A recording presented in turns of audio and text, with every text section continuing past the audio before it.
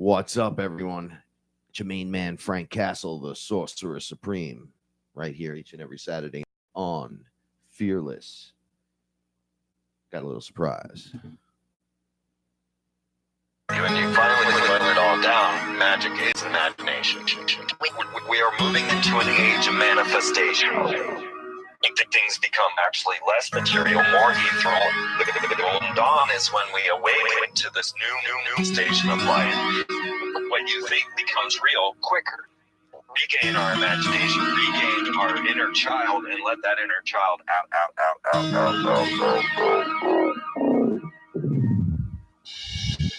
My name is Frank Castle, founding member of the music group Height Click and New York City Neo Shaman. After a serious injury sidelined my career in 2013, I decided to set out on an adventure to search for myself with the help of the plant medicine ayahuasca. What I discovered waiting for me was something I could have never prepared for. It was time for me to become something more, someone more. It was time I became fearless. I'm becoming fearless. In the darkest of night, gonna let my light shine as my heart beats a rhythm with space and time. When the light starts to shine inside your third eye, you wake to the knowledge that you never die. I'm becoming fearless. It's great to be here. It's great to be with you guys. Stop messing around near the camera. We got the intro back, so I'm pretty happy about that. And I am joined with my etherical translator, Paula Milo. Hey, everyone. A little bit of a sloppy mess this weekend. It has been a rough go through retrograde. Yeah. Stuck in the mud. It was terrible. Terrible. Far beyond anything I was expecting. The amount of stress and the labored stress involved with clearing some stuff out. Well, it was weird. The last day of, the last 2 days of retrograde, it was like I felt like I was collecting from friends and family. Black goop. Yeah. Energy. Everywhere I'd show up where there's people I care about, it would be like that vortex and my chest opens and I couldn't stop it. I couldn't shield it. I couldn't block it. Mm-hmm. And every time I would have a conversation with someone and you felt that the drama show was happening, mm-hmm. my mind would bend to, like, inside my head would be me going, no, nobody's allowed in. Nobody's allowed in. And I'm putting up the colored layers. Right. The protection. And they're just relentless. Uh-huh. And then because it's friends and family, you get comfortable at one point and all of a sudden, Yeah, it and just then you sucks just get in. hit with it. Well, that's what happens. You gather and you all tell your stories and you leave your demons and your entities behind. And then that's when you get hit. So weird. Sometimes you think you're clear. And then you purge and realize how not clear you were. And then once you're clear, then you're like, oh, this is clean and clear. What happened the other night? Well, yeah. And I can't help. I'm not quite sure what to do myself. We're not the answering machine. You know what I'm saying? With all the the answers. But for some reason, I couldn't stop the progression of their energy coming into me. But my body seemed to have this turn on function where it would just be like, let's suck in all the bad. Let's just tear it out. And people would come right up to me and talk. And I'd feel like a pinball just bouncing around, dong, dong, back and forth. And then it was like getting sick. It was like getting seasick. And then the purge comes. The purging that has been going on in this house is absolutely insane. The new energies and what your body has to be ready to do, or the changes that it needs to make. To respond to what's happening. Yes. If we're going to evolve in the climate and everything, our bodies have to upgrade. Everything that can hold light needs to be released. So you'll notice things like when they say your weight gain. Like I weighed myself, earlier. I lost 7 pounds from in a 7 couple of days days ago. Uh-huh. I don't even think it's been a full 7 days. I don't think so either. And I was kind of like, what is going on? Well, I have all these canker sores in my mouth now. So I know I'm purging something.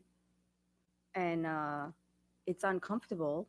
Like I didn't talk much today, but because I'm saving it up for now, but I'm uncomfortable. And it's like, it's going to be this way until it's no longer this way. And we just muscle through it, trying to make the best of said situation.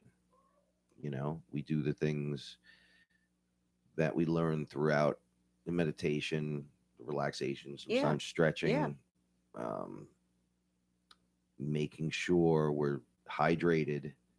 I mean, it's weird stuff. We spent the other night just listening to music. Yeah, and then we actually put a plan together. We said we're going to start stretching because we stopped going to the gym last year. Right.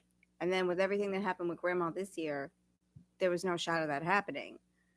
But this weekend we declared that we're going to start stretching or doing some form of yoga again. And I can't see the comments at all. So my hips are shot. In terms of so that's why we have to do it.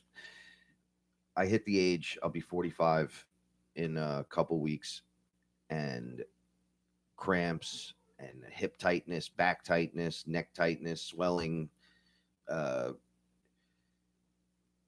we do all these things to keep swelling down in our body because we understand that if that's what's causing a lot of the problems is the swelling. We eat a lot of turmeric. I eat a lot of that stuff. And then instantly things like the arthritis, fingers. Yeah, everything feels better. It starts to just go away. Why are you crying? He's standing in the tub crying. So we have a cat inside freaking out, but we had baby Reggie come in, and then I went outside and there was this gray poof cat. It looked like it was getting sick, a little kitten. So we decided to bring the cat in just to heal him up, or her up, actually. Yeah, so she's getting medicine now. But her eye is pretty much hanging out of her. Like it wasn't. And then there's this. She's okay. There's this like layer of eye coming out. Scratched her eye. We have the eye medicine we've been putting on it, but it looks bad, and it's going to look bad until it starts to get better. So I didn't really point it out to Frank before how bad it was. Well, it didn't look like that. Yeah, but she actually looks better than she did 2 days ago. So. And she's running around and doing things. I asked you guys to send your positive energy to Gandalf. Or Baby Fury. We haven't decided yet. Well, we have to see what she responds to. Come here. It would be Fury Nicholas J. Because of the missing eye. Well, it looks like she got into a fight with Wolverine. I know. Remember, we were going to call this one Daredevil because we didn't think he was going to be able to see out of that. Oh. That's Little Bear. So Little Bear doing his thing. So during this time, during the retrograde, we had like a beautiful thing.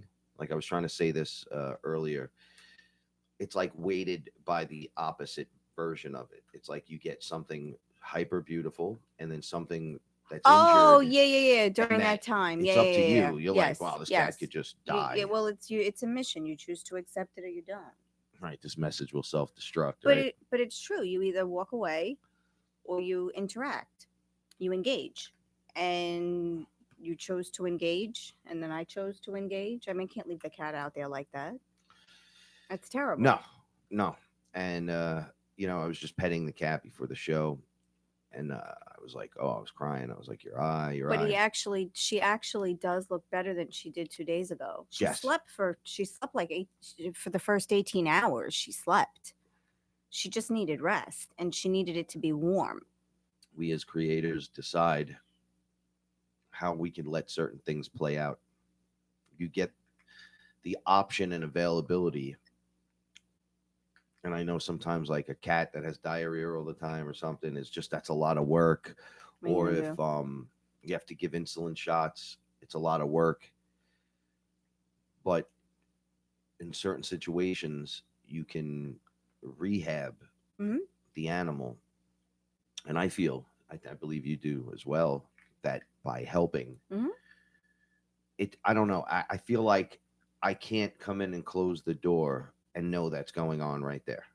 No, I just can't do it. No, because if you have the opportunity to help, then you should. It's a complete service to others If you type. can't, then you don't. You're right. It doesn't make you a bad person. No, it It's doesn't. I'm just just saying how I am. no, Like no, I'm not comfortable absolutely. I'm not sitting comfortable with here it smoking either. a joint going, oh, look at the Yeah, TV. my Or world let is me good, play and, with all and my yeah, good. and there's someone freezing and shivering outside. Come Yeah, on, get down. it's Stop your crying. it's a weird thing, but we're here to help. It's a baby on the property, getting on the property, and taking on these tasks is unlocking things in myself on another level completely. It's almost like as I'm looking at all these new cats, the way they look at me and you, Mm-hmm. it's almost like they know us. Mm-hmm. Like they really know us. I'm looking at them. You ever look at someone in the eyes and you know them, but you don't know them, but you know them. You're yeah, like, you I have know. a connection, or you don't like them at all. Or the energy is just enveloping you and you just want to be there. Right. It's the same thing. And I truly think, like, I mean, we've talked about these cats for years now. These are cats that we've been feeding outside for years. Now they've had babies. So, we're trying to neuter and spay as many as we can, and we already got two of the big mamas completely done. Like now they're done. They're spayed. They're not having any more babies. And now we have another two to go. But meanwhile, there are these kittens. So we have to find like an organization that's going to come and take these kittens. But the ones that are sick or the ones that need help, we will help, but we can't help So here's all of them. Correct. But here's how the manifestation worked. The other night when we brought the cat in, actually the first night I said, we need to get medicine, right? We were going to get medicine for the eye without going to the doctor. So I looked it up online and I saw Chewy was out of it and you need a prescription anyway and blah, blah, blah, blah, blah. So we ended up, So I sent out a text to a lady that was connected to us through another guy that saw that I had that an she's issue. helping us So she was spay the helping. cats. And I just threw out a text and said, we really need eye medicine and And an some antibiotic right now. I'm wondering if you have any. And she responded in like a moment. Yep, And she's like, I'll be there in 10 minutes. 15 minutes, Yeah, I'll be there. She came in, she took a look, and I'm staring at Paula. We had the medicines we needed Mhm. within, I don't know, like 15 minutes, 20 15 minutes. Yeah.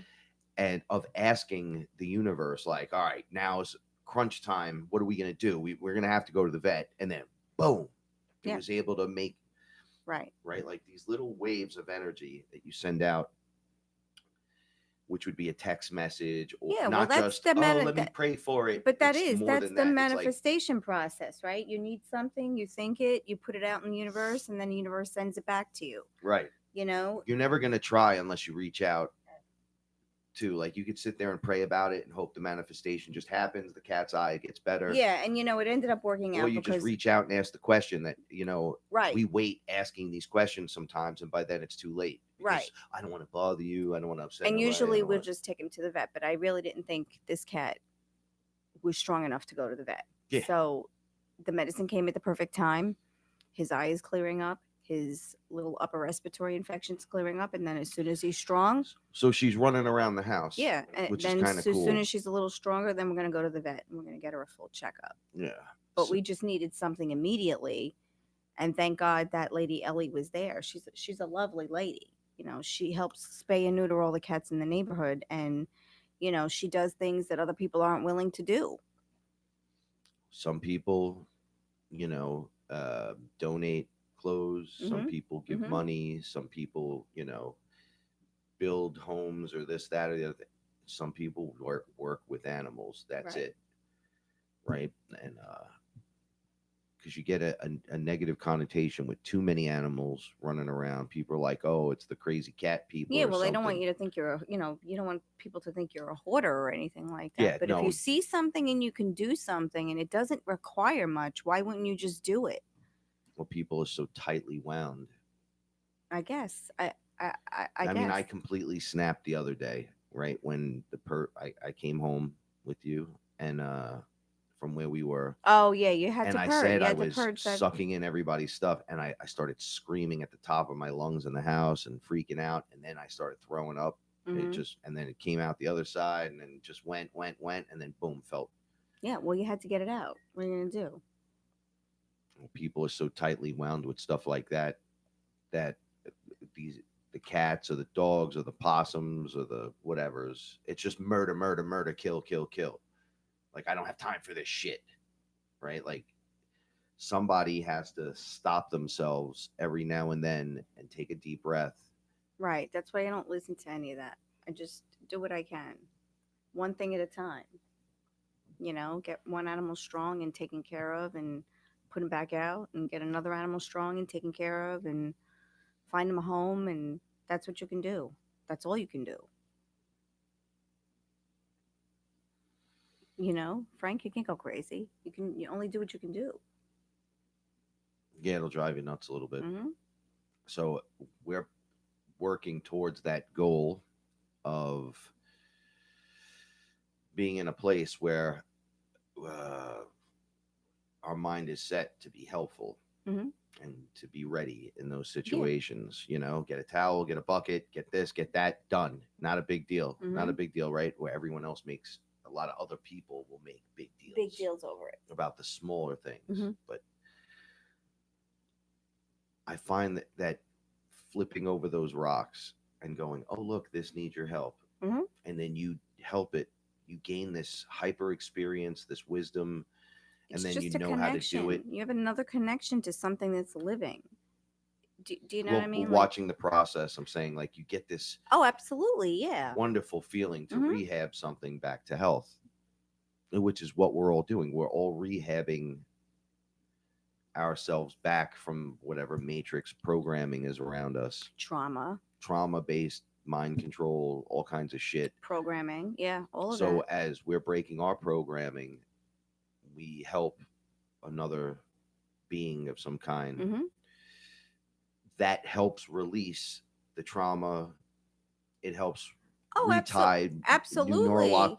neurological pathways Mhm. to emotional connections Yeah, to the stuff absolutely. around us. Well, that's why we think, you and I were talking about this the other day. That's why we think there are so many cats in the neighborhood now. Because Okay, good. there is some. Oh, you ready for that? You Mhm. ready? Because Frank and I were trying to figure it out. We got overwhelmed with this instantly. We just got overwhelmed, and we're trying to figure out uh, the best way to spay and neuter all the animals in the neighborhood the most effective way. Not all of the animals in the neighborhood, the animals that are coming into our yard, and doing it the most effective way so that we'll see the most gain on it. as quickly as possible. So we've been noticing that there are cats that we've never seen before showing up. They don't stay. It's like they're holding space for us. So they come in They're in the yard. just like Bear's doing Yeah, right now. He's yeah, making all see, kinds of Yeah, noises. you know why? I think he's taking energy. He wants to And get then it they run out. They run into the grass. Yeah, and I think they disperse disperse it. Now, this I'm gonna let him out. He's this figuring. crazy amount of energy, Come on. cat energy, Come on, let's go. started right after, a little bit after, like a week after we got attacked here, where I told everyone the story where I was hit with some sonic thing, and it was like a frequency weapon, and it killed me, and it was weird. It's a weird experience. It's terrifying, absolutely terrifying. But the cats started showing up in buckets, and it makes me wonder about a lot of things, because when I see the different animals on the other side, Oh, I Well- definitely think they're here to help. I'm getting close. Ah, coffee. So it's funny how I said when we named Little Bear and we tease him, we call him the Slink Panther. I know everything is cats, but it's going to come around. So I call him Slink Panther because he looks like a panther, right? I go on the other side and he looks like a panther merged with a bear. And a werewolf. It makes him look like a werewolf, like a panther werewolf. I can't explain it, but he's bigger than everyone, just like Shaman was the Chinese dragon without the wings. Yeah. They show those golden dragons that they'll sit in front of like the Chinese restaurant right out front. You have to walk by the two of them as you come in. He was actually one of them. Yeah. And he was terrifying, but to me it was my little Shermanator. Yeah, I think they're all holding space for us. Though. Some of them, like Oscar, the baby's going to jump out the window. Oh, jeez. Oscar is just a giant cat, where Squeak was like a cat man being. Really awkward. So each one of them's something else. Everybody's something else. We don't know who's riding in there. No, we don't know. And then each one of them etherically is doing something else. So it's like having like the party in Lord of the Rings, where one guy does this, one guy does that, one guy's good at this. They're definitely holding space. But on the etheric level, they're doing that. So you're not, they're running with you in a pack. But here they're just the cat, but they're clear. You can't tell that he's clearing out the energy. His tail's up. He's doing all this silly stuff. It's like they eat the energy and then they go outside and they dispel it, and then they come back and they grab more energy and then they go back outside. They dispel the spirits, negative spirits, this, that. We hear all the stories. That's what I think it is. We believe they can see. Because after you got attacked, right here on the floor near the bathroom, we just kept seeing cats in the yard, different cats that we haven't seen. Like, you know the cats in your neighborhood because you see them all the time. Like if you hit that baby again, I'm gonna throw you a beating. We're rehabbing one of the kittens. We plan to get her a home or put her back out when she's well, but the mama cat keeps coming in to check on her, and it's like she's okay. But she comes in every. So they're taking all this energy in, they're ripping it out. Sorry. So and we're getting flustered with the negative, and then we're in the middle of the removal process of the energy, as it is with our own body. And then there's a swarm of the animals that. But I think that's what they're it's doing. like to counterbalance. Yeah, anything that's going to happen. Anything that's going to be negative or dark towards you. Because if that attack was not only extraterrestrial, but if it was also orchestrated partly by the military, that attack, yes, you went out of the rules of engagement. You didn't follow the rules of engagement. This is why. You don't do that. You can observe and you can look, but you cannot engage. And I think that's why reinforcements kind of get sent in. Yes, so it's like, oh, you want to do that? So okay. So the universe said, okay, you don't want to play fair? I'm sending what they need and they're going to get help, but it's coming from the universe. And then all these cats showed up. Now, but since that happened, there hasn't been an attack. Nothing.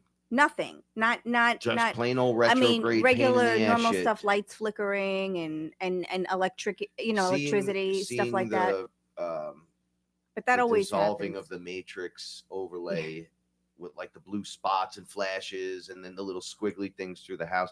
There's been nothing. There's been nothing dark going on in here except the purge now, which it's allowing us the release. What winds up happening is during the big grateful days that we're supposed to have, that we're just grateful and we know it's a release day and this and that, that's when the attack occurs while you're in the purge, of course, because your defenses are down. So it seems like this incredibly crazy experience is happening. Yes. And you're like, wow, this is really bad. But I honestly think, and you know what, like I said, this is what I feel, this is what I think, it's what I witnessed in my home, And this is what I think Well, is we're happening. witnessing patterns. The awareness level goes up exponentially at this there's level. definitely, because everyone is going through it. All our fearless family, all of those fearless people, everyone is going through something similar to this. The animals are going through it. I mean, everyone you talk to is going through something similar to this. Do you know what I mean? There are too many people going through having the same problems. Yes, it's all like, it's almost like one thing's off, different, complete for the Everything's next off. Yeah, person, then the next exactly. person, and Uh-huh. it's like so similar but different. It's like, well, every pattern has to be established that's negative. Exactly. And then what happens is we by uncovering it and looking at it and looking at ourselves and doing all this introspective, retrospective shit, it shines light on it, Uh-huh. and that light removes it. Like Mm-hmm. it's difficult to explain that. Yeah. But that's what's going on. This happened to us. It's like a painful. This happened in 2017 or 2018. I think it was 2017 it happened. Remember when all those cats came out? We had people over. We were in the yard. It was the day that Josh came over. I picked him up at the train. We saw that UFO that day. UFO. Mm-hmm. All those cats came in the yard. There were just neighborhood cats I've never seen. Just all We had holding multiple space in the people on yard. ayahuasca, and That's right. and we had That's right. 3 shaman, 3 guys or 4 people under. You were bringing Josh over, and Josh goes, "Oh, man, I'm being followed." So now I'm like just coming out of DMT, and I'm like, "Who's following you, bro?" Like I've tried to. Right. And then we have the kids out on the lawn. They're not kids, they're adults. They're going through their experience. Mhm. They're like in that ending part of the love and light. No, we made it. We're dead and returned. And he's like, no, I'm not being followed by. He's like, look, and I'm looking. I don't see nothing. Then I hear you guys going, oh, there's one. And I'm like, where? Holy shit! They were flying down, Yeah. lighting up, and then flying off, and then another one, and then everyone was seeing that. Because I said, what is this? And he was laughing. He goes, ever since Brooklyn, bro. No, because I picked It's him up at the following train me. station, and he's looking up in the air, and I'm going, oh my God, what is he? Get in the car. Like, what are you doing? And then he was like, you're not going to believe What was that, this. Goodfellas? Yeah, When he's just in the get car with the helicopters. And he was like, you're not going to believe this. And I saw them, and I said, all right, we'll keep looking because we're going home. And then I was in here, I was putting food away or something, or washing dishes or something, and then you guys called me outside because now they're hovering over the Now house. it's crazy. Mhm. Yeah. Well, when the guys that are under are watching, and then you're watching, and then Josh I is know, like, it's they're like- following me. It's actually happening. It's like layers of people breaking the Mm-hmm. matrix, people that are already helping those people break, so Yeah. they're already sitting in there, and then the guy that's just like, bro, I just woke up and came out, and this is what's going on. Yeah. And it was just freaky. Very interesting experience, though. That was a beautiful day. It was was a almost good like day. we were being, I don't want to call it a reward, like rewarded for going, like it's just a bonus for what you're going through for the day, for that to occur Right. while you're having Aya experiences. Because I laugh at them, and I go, because I see those kids all the time. I go, hey, do you remember the UFOs? And they always go, holy shit, yeah. Well, one of the We forgot they were outside everywhere. And I'm like, you one of remember those kids is now an adult, and he's got a job at the bank, and Yeah, I see you know, him all he's the a time at grown the up bank. now. And like when Frank and I stop at the bank, I blow him kisses through the window. Paula goes, you look so handsome. And I'm not supposed to do that because he is working. But they were college kids that came to us. He was there. He saw the UFOs. Josh probably still has the video on his phone. That was one hell of from all 3 locations. I don't know. As you break through and you release layers, you're allowed more access to things you were unaware of that are there physically. And that's what we've been doing. And I feel, so here was my point too with the cats and everything. Right. So we're doing all this release, and we're doing all this, taking all the dark out and showing it light. All the cats are showing up, and we realize we're back in the Lionsgate portal. Mm-hmm. Opens a few days before RetroGrade closes, and then is open until I think the 8th of the month.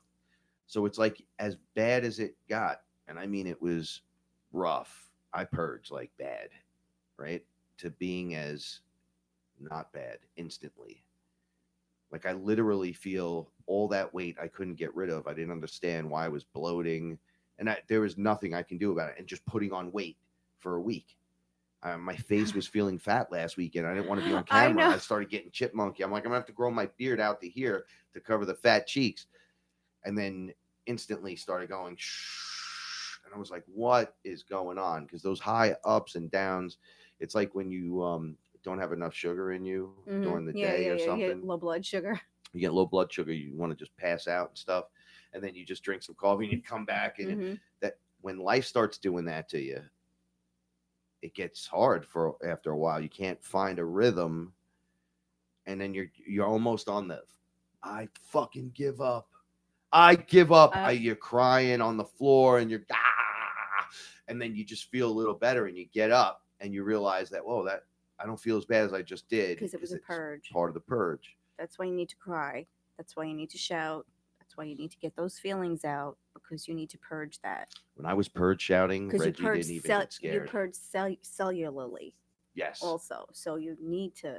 That's another thing. So your cells are, I guess, changing, so they can hold more light, to be lighter. Mm-hmm.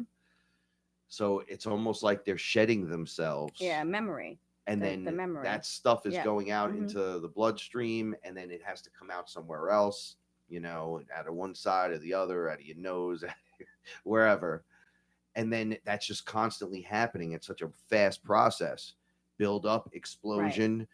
Right. Oh, okay. Now I could think for a month again, because I think it comes back retrograde in, I don't know, by November. Back again. Right before Christmas. And I don't even like to put things like retrograde on the. Yeah, because you don't want to. I don't want to give it any credibility. Yeah, you don't want to say, okay, this is going to be a limiting time for everybody, but it is going to be a limiting time for everybody. Every time I take no heed of it, I know. It just you get zinged. Yeah, you got to. It's like getting hit by Tyson, and then when I'm set up for it, it still hits me like Tyson, except now I see the punch coming a little bit. I'm like, I could try to move, and try my best to be out of the way. But so I want to give shout outs to everybody that's been going through. And that made it through. Proud of you. Is that crooked? No, that's pretty good. Shout outs to Robin Hawley. Oh, yes, I'm wearing your t-shirt. Higher Frequency. Thank you for the t-shirts and the stickers. And I love everyone in the FearLess family so much. People are still going live, still rock and rolling. Yeah, I think that's awesome. Oh, getting together and meeting up. That's the new thing. Yeah, get-togethers. We're kind of getting past that time. Like we know you start to meet people. A lot of people are searching. Even I was doing that. We were talking about this the other day, searching. And it's like, no more searching. What are you searching for? Right. And I'm like, well, I do a show and, I got to do my stuff. And they're like, no, you have your family. Right. And I'm like, well, yeah. They're like, concentrate on your family. Mm-hmm. That's it. It's a wrap now. Anyone who trickles in, that's what's up. If they don't, that's okay too. But you thriving to do something, become like the huge movement type thing, they're like, get that out of your head right now. Like, we don't want you doing that. This isn't Alex Jones. This isn't, whatever. This isn't a money-based thing. This is rolling and having those conversations. Because it's a marathon. Yeah. We're going to continue to do it. Where are all my friends, Paula? They're in the TV. Mm-hmm. But that's right. Right? So you have to have the conversations. You have to have the conversation. You have to have the Skype calls and the group calls and the conversations. But I noticed a lot of people from our group were meeting the other people. Yeah, getting together and meeting. People didn't realize, like someone posted that they needed help with something, and someone said, you live like right a half a mile away from me. I didn't know you lived that, but now you live a half a mile away from me. Now, if anytime you need anything, I'm here. I'm right there for you. That's wonderful.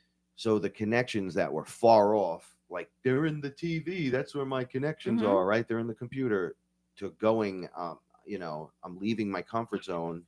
I'm going on, I'm traveling or I'm doing something, and boom, you run into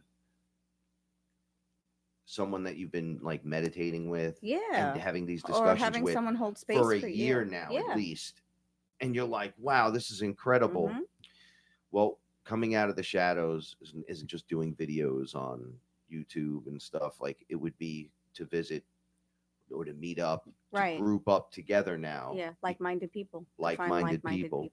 Because now, although there is no time, no space, and we could do it right now. If I said, come on, let's meditate right now, and we're going to work on this or whatever, but you put us in the room together and it becomes even more. It's something more. Yeah, because you're there. Like, I can touch you. I can hold your hand.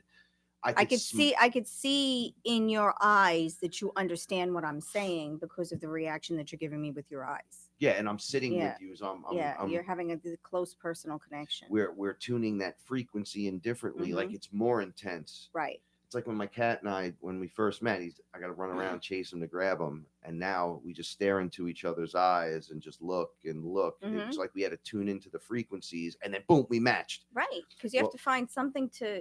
You have to find some commonality to connect to each other with. Yes. Everything you have to, any relationship that starts, you need to find a common ground, something to connect to.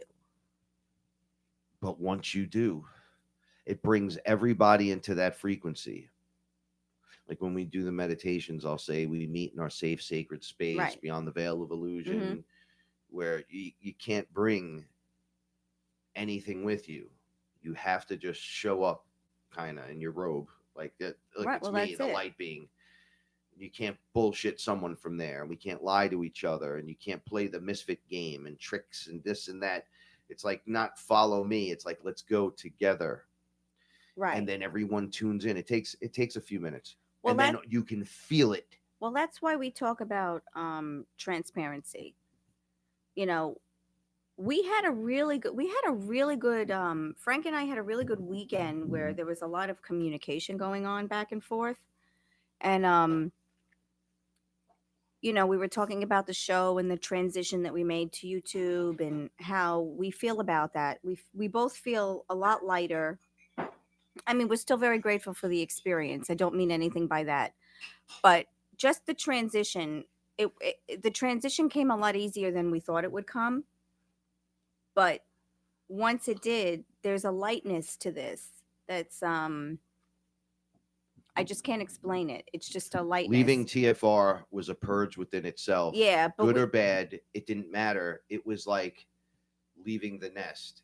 Right. Think of it that way. We had talked about specifically the way that we address the issues to all of you.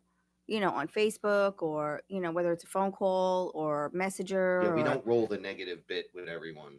There is a lot of transparency that has to happen. So, Frank and I feel like this is our story. We're going to tell it the way it needs to be told. We're going to tell it according to what information people need to hear. But it's our story. So basically, we're sharing a big portion of our lives with everyone so that they can get something out of it and apply what they need to their own lives. Not because we have the answers. Yeah, because we don't on every topic. We're just going through it in the story and then explaining how we dealt with it. But there's a lot of information that's given out. So, there's not a lot that's kept personal and private for us. We don't have much of a private life sometimes. So, we were talking about all of the things that we can keep private and like planting and, like cooking at home. And, there are things that you need to keep to yourself. Yeah. The stuff I don't tell anyone, even though I want to tell someone, but it's like my private. Yeah. Just to have something between us. For as much as that service to others. You need to have service to yourself too. You need to have service to self. So I've been not on Facebook much at all. Right. Right.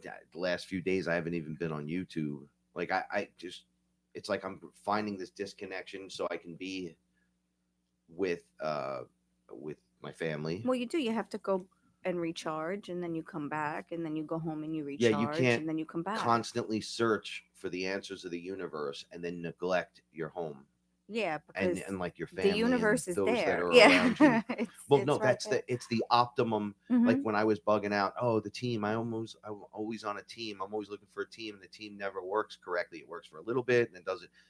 And the universe was like, dude, your team, what's the name of your group? So I was like, the FearLess family? And they were Mhm. like, okay, That's your so team. you have the family already. And I'm like, oh. And then it just twirls in and gets tighter as it enters the home. And I go, oh, look at that. My team is already here. My focus is off. I'm looking Yeah, this is what we were this talking about. way, Yes. and meanwhile everything's right here. And I'm like, okay, don't worry about it. Let me get You're some more just not gnosis from YouTube You're not videos and looking in the right Facebook. And direction. Yeah. I have to reach out to 500 more people so the show can get bigger and brighter. No, I don't have time for that. Why? Because There's life in between is it's happening. already set to go to who needs to hear it. Right. Like there's something for everyone. And if they're not, if any of these people are not telling you, it's in the end, it's all about you. It is. And you not follow me. Yeah, it's or you. I'm gonna save Yes. you. None of that shit. It's you. It's 100% you, and you just have to go through it. You can hear the story. The story is great. The story's fun to listen to. Are you applying what you're hearing that makes stuff in your life work out for you or not work out? Like, are you applying what you've learning? Because if you're not applying it, you're not doing it. Look, you're just listening to it. So when do you become the character in the story? Not my story, in your story. In your own story. When do you? Because then when you meet me, it's like Batman and Superman when they team up. It's like our comics come together, and then we do what we have to do. We get the codes from each other, or we help save the day for each other. It's all metaphorical. You share the information, and you move on. And then you move on. Exactly. I have this bit. Oh, I'm ready to receive that. Yeah, bit. and you know what? I have a little piece of information for you too that's going to be helpful. A lot of times when you get really good information from someone, like almost like book smart information that you didn't know but you needed to know, you're telling someone that might not be as smart in the book world as you, that person usually delivers back common sense to the other person. Right, gnosis, back and forth. Yeah, so there is the an beep, exchange, beep, beep, yeah. beep, beep, beep, beep. The exchange is going back and forth. You're sending stuff. So even though you think like, well, I'm wasting my time with this because he's just a dummy or she's a dummy, sometimes in those transactions, they're hearing it and they're subconsciously picking it up and they're sending something back to you that you're like, well, that's pretty interesting. Even if it's the most mundane, weird thing, doesn't matter. You might not have noticed. And then it's something that reminds you, you know, hold the door open for the old lady little next nugget time. Little nugget of information. Yeah, that it's you just need. something that sparks something else. Yeah. So it is a, you know, but I also understand beating down the dead horse, you know, pouring out information on someone that just doesn't have anything to give back because they're just sucking it. That's just part of life, man. This is part of what we're learning. The Everyday life. Everyday life is to learn about the energy vampires, learn about the lizard vampiric, energy draining, archonic, whatever's, or learn about the eye and the pyramid on the back of the dollar bill that's really there in 4D watching us with the artificial intelligence with little grays running around. Okay, you got to do one at a time. If I shove all those in your face at once, no matter how many stories you hear, you're going to be like, dude, fuck this, I'm out. Just like my brother said, I don't want to see any of those things. I have children. Right. Like we know the stories. They rape and eat children and their energy. Why would I want? I go, no. Just then it doesn't have to be a part of your reality. All you have to do is be aware that it's there. Just like you would be aware that, like, if you open your door and like certain time of day, there'd be a bear standing there. You would know not to go out when the bear is right there. Especially if you had a limp or busted ankle. You know, play the game smart. Becoming awareness and your awareness grows. It's not like you're in fear of these. I don't ever walk around in fear. I don't think I ever walk around in fear, and I've been thrown around and batted down and they can tossed smell and it choked. on you. The mosquitoes can smell it on you, the fear. When you don't want to get bit, what happens? I don't want to get bit by a mosquito. I don't want to get bit. And what happens? You come back and you got 10 bug bites. Right, because they can you're putting smell it the fear. forward, and then it just like the animals. the cat was sick when we first brought him in, her Mhm. in, and she pooped on the floor, and it smelled like Sickness. sickness. Like it Mhm. didn't even smell Yeah, it like smelled it's like supposed sickness. to. And then the other animals didn't want to be around. And in 2 days, Yeah, no, that she didn't. smell went away. Well, she doesn't have that smell anymore. She's not running in fear and all this, Mhm. and just her fur smells good. Yeah, we wiped her down. We cleaned her up and everything. And yeah, it changes the whole aspect and the Mhm. dynamic of everything. So in the Justice League movie, they're fighting this character Steppenwolf, who's Oh, and from he's got that Apocalypse. parademons, yeah. So he runs around with these things called parademons. So it's basically the parademon destroys you, he attacks you, and then you start to transform into a parademon and become part of the army, but demon nonetheless. So he's fighting with the Justice League, and Superman shows up. Mm-hmm. And a spoiler if you haven't seen it, right at the end, and he's like, "Is this guy still bothering you?" And he's like, "Oh shit, the Kryptonian," because he was murdering Aquaman and Wonder Woman, Flash. He was beating the shit out of them. And Superman froze his axe as he was swinging it at Wonder Woman, and she shatters his axe, which has never been done because it was frozen, and she has the sword that cuts atoms or whatever. And then he says, "No, this cannot be." Now, they were beating his ass for like 2 seconds. He wasn't defeated. His axe broke, and he started to shit himself. Because he let a And little bit of fear in, a tiny, tiny bit of fear in, and it overwhelmed him. The Batman goes, "You smell that?"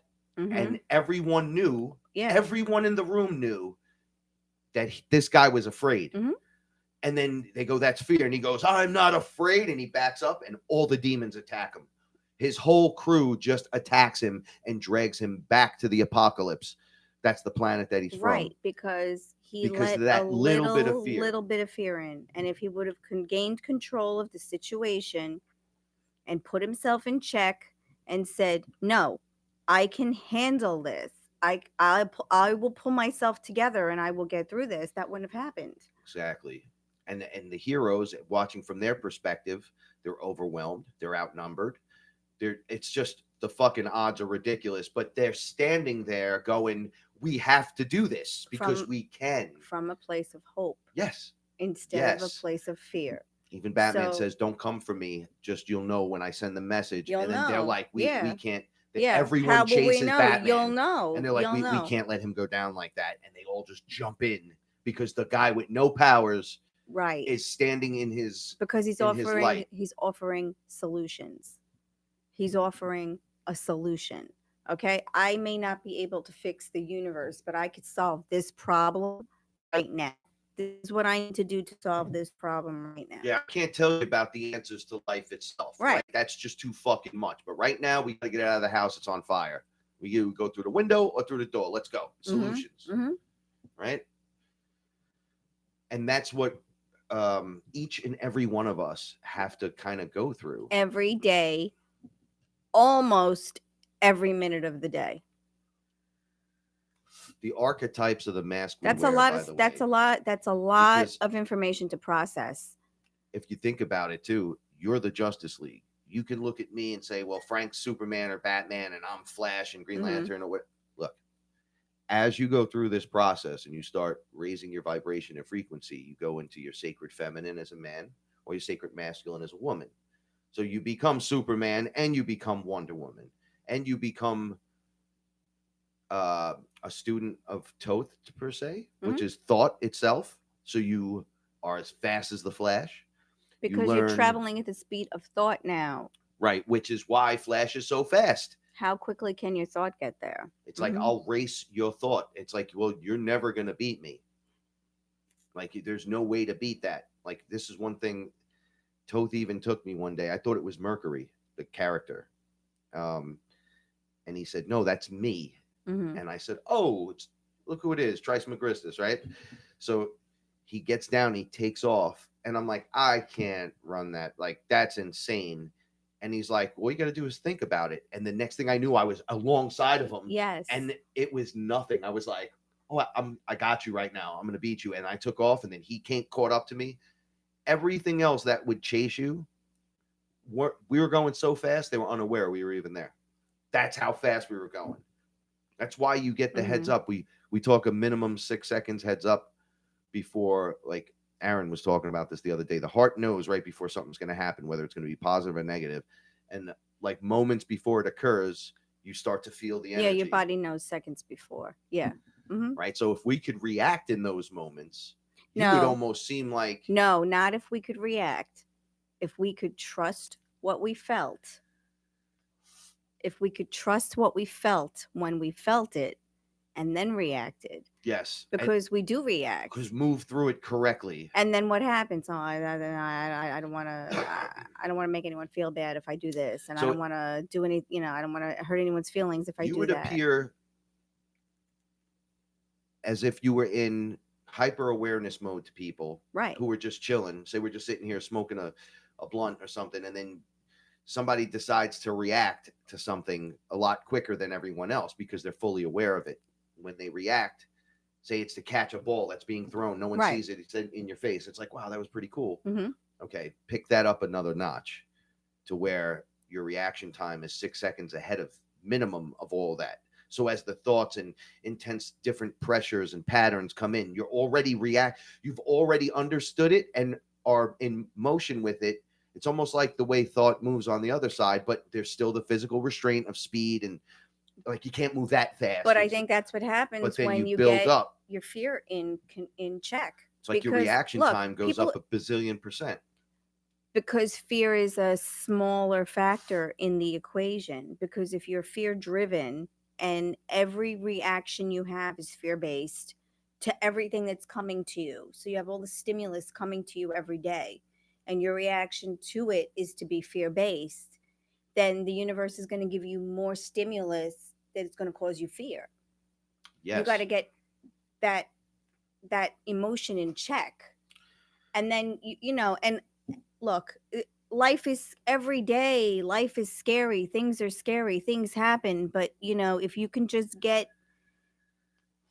the root of that fear and where it's coming from under control, you have a better chance at being optimistic during the entire day instead of having those moments where you're good and then you have a setback and then you're good, you're back on track, because you have to get that emotion in check. There's going to be some kind of syncing up of your ability to react, judge the emotion, right, and be in the moment and in that now moment like that. I've talked about this before, that a bunch of us go to talk somewhere and there's crowds and like you're on the other side of the crowd and I can't find you. You're short. I'm short. I'm looking through and then I find your energy etherically through the crowd. And then I'm capable of moving through the spaces and getting to you in a moment where everyone else is just being in the crowd doing their thing. It's like pre-planned the path to you, and then I just react to the path and people start noticing shit like that and going, what's up with you guys, and how do you, it's like, well, we're talking telepathically because you're navigating through your life, but you're using all of your senses to do it and you're not being fear driven. We talk about it all the time. If you're afraid or if you're being fear driven when you're making any type of decision about anything that's going to happen in your life, you're not going to get the expected outcome. It's not going to happen because that big piece of fear is standing in the way. There's nothing to be, look, there are things to be afraid of. For sure. But if you listed 10 things that you're live in fear of, if anybody right now who's listening to this in their head, in the back of their head, listed 10 things they're afraid of, 5 of them wouldn't even fit in the category because they couldn't possibly happen to you right now. Frank is afraid of sharks. We're in the Bronx, was afraid of sharks. We're in the Bronx. We're by the 5 train. Yo, so is that a thing? She goes, what are you going to get on the train and go down to the beach? But that's what I said. So she goes, where, in the Bronx? Where are you going to go to put your feet in the water for sharks? Right. And we do have, we have Long Island and stuff. No, we have City Islands right here. It's a mile away. That's not the point. The point is that you're holding space for that fear. That fear is not going to become. Like, how many times a day do you think about that? And you're like, but it's never going to become. It's never going to become a reality until your feet are in the water. So you're holding space for a fear that may or may not ever come true.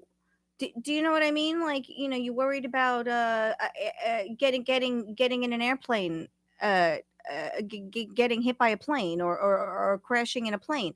Well, how often am I in a plane? You know, you're holding space for these fears.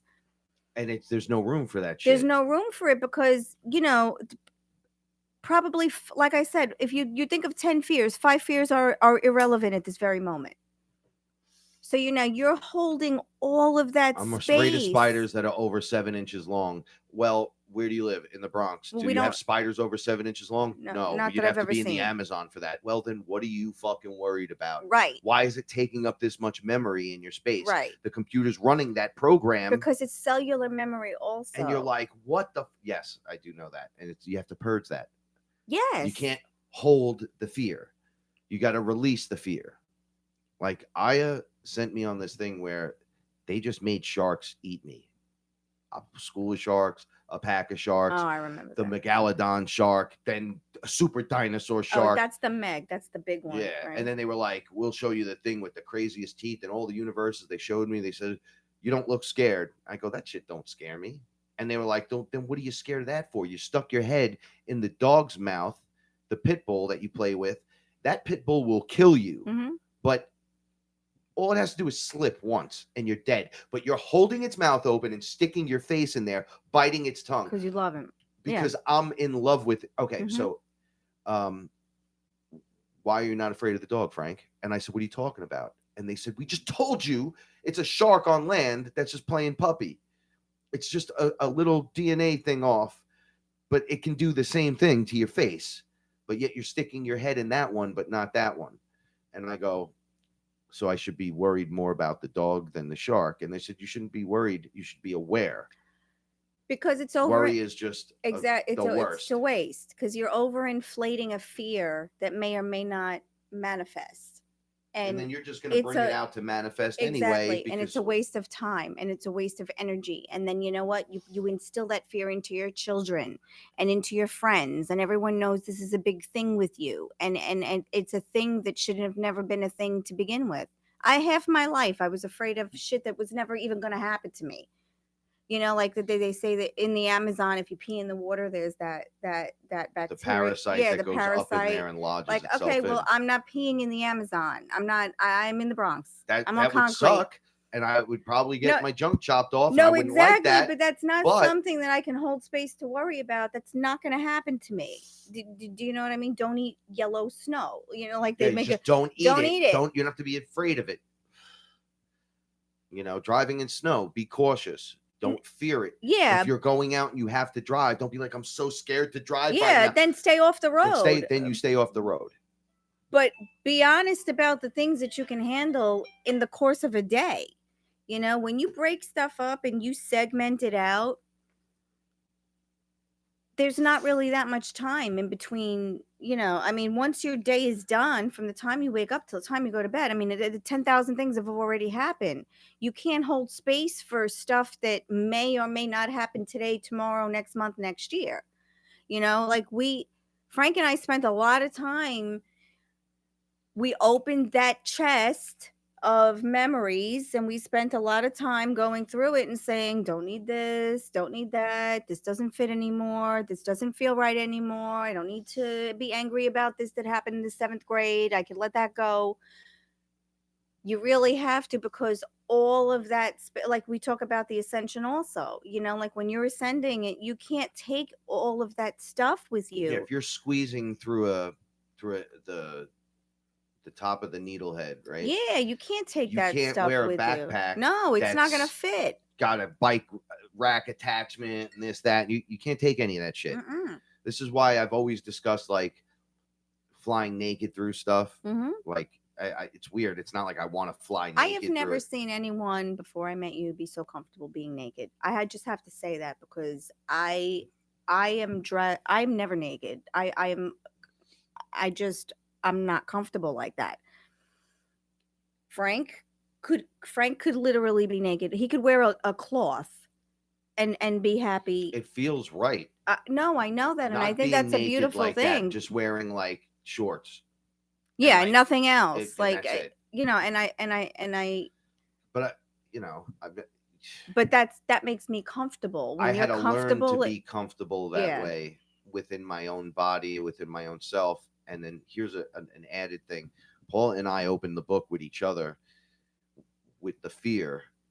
We've discussed openly our fears of relationships and why did you act this way, and it was weird, you were like this and then like this, and we have these long conversations about And the where does person that after come person has from? done Where certain things, did so I that stem expected you to be from? a dick, and Exactly. I didn't expect anyone to be that nice, and who the fuck do you think you are being nice like that to me? This is got you have to be joking, or you have to be this, and this is bullshit, and how does that work, and are you fucking kidding me? I'm drinking.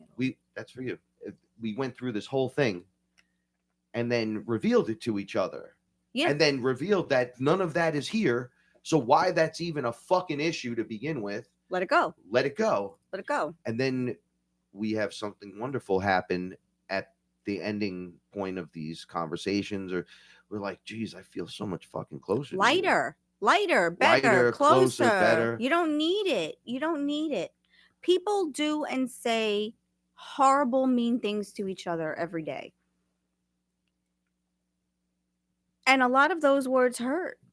And they hurt for a long time. Some of those words hurt for years. You can't get past something someone said for years, but you have to realize that they are words. And if you allow them to hurt you or to shape the life that you live, then shame on you. Really, like shame on me for the a lot of hurtful this things. victimization is eating your own bullshit. You're in your own cage. Someone said something to you that was hurtful. It was their perspective of you at that moment during that interaction. That's not who you are. If you didn't agree with it or you don't like it, that's not who you are. And if it is who you are and it rang true to who you are, then change it.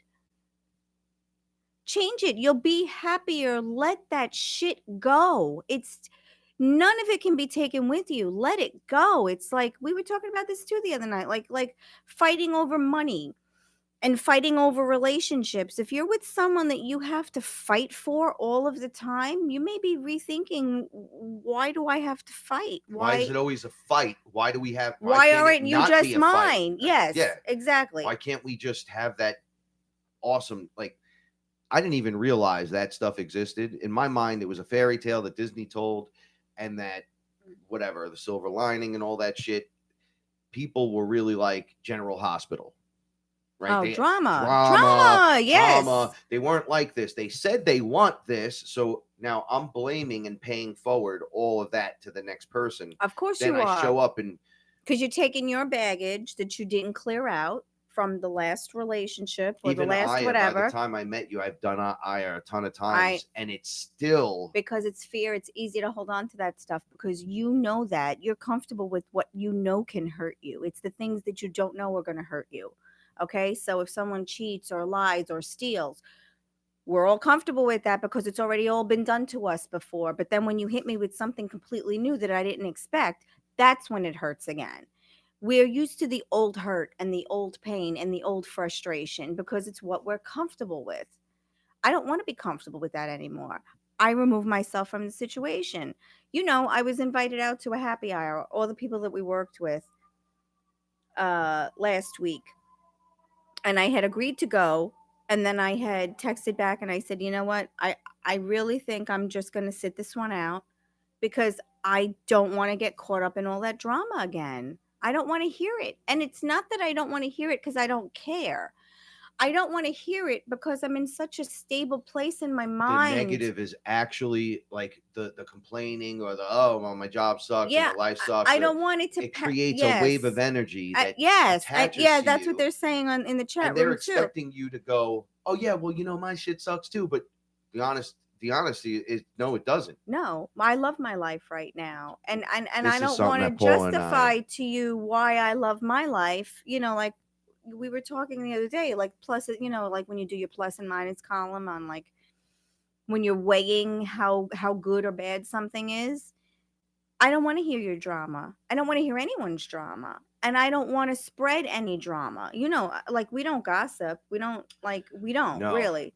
And it's funny because like when we're around family members or anyone that does do that, it's like we have to remove ourselves because I'm not I don't want the drama. I don't want the gossip. I don't want to know what anyone's doing behind closed. It's not my business. I don't care. It's not my job to judge you either, because most of the people talking the dramas already judge this character, that character, and they're getting it second, third fucking hand. Exactly. So now you're telling that story with you're putting your spin on it, because now you're putting your opinion into the story. Yeah, just like your now no one old gets friend that was like that introduced us. Oh said, yeah. oh, after she got mad, after we hooked up and it became awesome, she was like, well, he broke that girl's arm in Florida. And I was like, what? I never broke a girl's arm ever. And then the story is this girl punched me in the face and broke her pinky. That's the story. Yes. So somehow it came out that I grabbed this girl and broke her arm. So I was like, no, there was a fight. She threw a punch, hit me in the face, broke her finger. No one touched her. But I handle that because I told. But that's a prime example of shit like that. And then it's like, so you've been judging me the whole time that I'm the arm breaker of the girl in Florida that she was all this bullshit, which is all not true. I don't even know where the fuck you heard that. It's not true. But then I handled it. But then you're also hooking us up. Right. So I said to my friend who knew I was in an abusive relationship, the last relationship I was in, I said, well, having you know what my background was and that I was in a relationship with someone who did try to cause harm to me, I don't believe that you would allow me to meet someone who could potentially cause me harm. Yeah, like I'm a lot bigger than you. No, but that's not even the point. You're not going to manipulate the story because you didn't like the outcome. Because if you really thought he was a harmful and a bad guy, say that shit up front, and then we wouldn't be why would you want to introduce me to him? So now you're changing the story to fit your need. I don't like that. Yeah, we were talking about that too the other day. Yeah, people's agendas in the end justifying the means. Because you're taking your friend away from me, and then I lose my friend over there, then okay, well, I'm not feeling this no more. It's like, no, it's too late. Like, this is good. This is what I was saying about us. You can be good. Good is like a little shade away from great, a little push. And then there's that exceptional shit. We're falling into that category recently of exceptional because we are committed. Like I was telling Paula, I'm like, you interest me. Not Facebook, not a book, actually. Like you're a living example. You made my heroes list. You're in the top 2, and it falls in and out. My mother, right? I go, no girl I've ever dated has been a hero where I've learned and had first times over and over and over. Had so many experiences where we've all been down this road before, and it always goes to the fucking left, and it always never works out. And best intentions pave the road to hell. You and me just miss that. Just keep going. It's like that. What you were expecting, the pitfall, the landmines, they're gone. There. Yes, because it's transparency, Frank. But we're like hyper aware as well as that's going on. Exactly, but that takes work, and that takes self work. That's work that you have to do to yourself, on yourself. Okay, and we both did the work, and we both put the time in. That's why we talk about everything all the time. Like, what is it about? Not forced. No, it's not. What is it about this thing that I do that bothers you? Why does this thing I do bother you? Like, just telling someone that thing you do bothers me is not enough. You have to give me what is it about that thing that you don't like? Because if you're not getting to the root of anything, and that's just an example, but if you're not getting to the root of anything, no one can listen. No one can really hear what you're saying. Exactly. Because you're not giving them anything. You're not giving them anything more than just surface talk. That's what I was going to say, the surface layer. I'm sorry, guys. My mouth hurts so bad. I just drank a whole thing of Gatorade tonight and coffee, and I still feel terrible. All right. Scratching. Oh, sorry. I had to let the cat in. He's looking at me like, where's my pets? Scratching away that surface area and then going no deeper. You know how you never get to the problem. You never get to pull the roots out. And it doesn't have to be a nasty, fucked up experience. Just say it. Just say what the thing is, and then you get over it. It's like when you're lying to somebody. Okay, you know they're gonna find out you're lying. You know they're gonna find out you're lying. Everyone knows that this lie is going to be revealed because every lie is always revealed one way or another. So you know what? Tell the truth, get the zing, go through the sting, and then it's done with. If you want to make the connection, you got to remove the pathway that is causing the resistance and build like a super highway for the connection, right? So you have to tear away that which brought in the fear and the shit idea and the stupid things that are being done. And then you got to drop the shield when it comes to the conversation and not think that everyone's just out to get you. But dude, your fucking fingers in your nose, then your ear, and then you're shaking people's hands. I don't like it. It's fucking disgusting. Right, but Can these we are just get over this now? yeah, but these are the little moments in Right, time. and then yes, yeah, just get over it. Like, get over it. And understand. And I literally mean get over it. Like everyone, we don't have time to harbor and to hold on to these things because there's no room for it. Yeah, and then especially if you love someone and you're saying that you care, but you don't care enough to like get rid of the shit connections and make better understanding connections. Right. Yeah, like that means so you only care so your relationship's good, right? So a little bit more effort and it's great. A little bit more effort, and effort doesn't mean buy her diamond rings or buy me a car or No, I it want means action pick your figures, socks up superheroes off the floor and put them in the hamper. Just you do like what are you worth when the other's not around? Like one goes down, right? Are you still like we'll use Paula as the example. If she's sick, I'm not gonna sit here and be like, you're gonna get up and cook me dinner. Well, you just gonna leave the dishes in the sink like that? No. The sink's going to be clean. The floors are going to be clean. The cats are going to be fed. Right, It's because just natural. because it's a team. Because it's my house too. It's we're together on yeah, this. of course. And, you know, so if you did drop off the map for 3 days, I got you. Because there are going to be times where I drop off the mat for a little bit. You know, my purging is beyond ridiculous, and Paula is like a saint in that regard. We had to poop foot the other day. Then the cat shit in the bathroom, the kitten, and then must have backed up in it, and then ran around. Yeah, so that was the we had tile, poop and floor it was everywhere. Poop floor, so poop then foot that had everywhere. to get disinfected, and then Frank stepped in poop, and he was like, "Paula, I need you to help me." I need your help. And then she cleaned me up, and then I went and I scrubbed myself in the shower.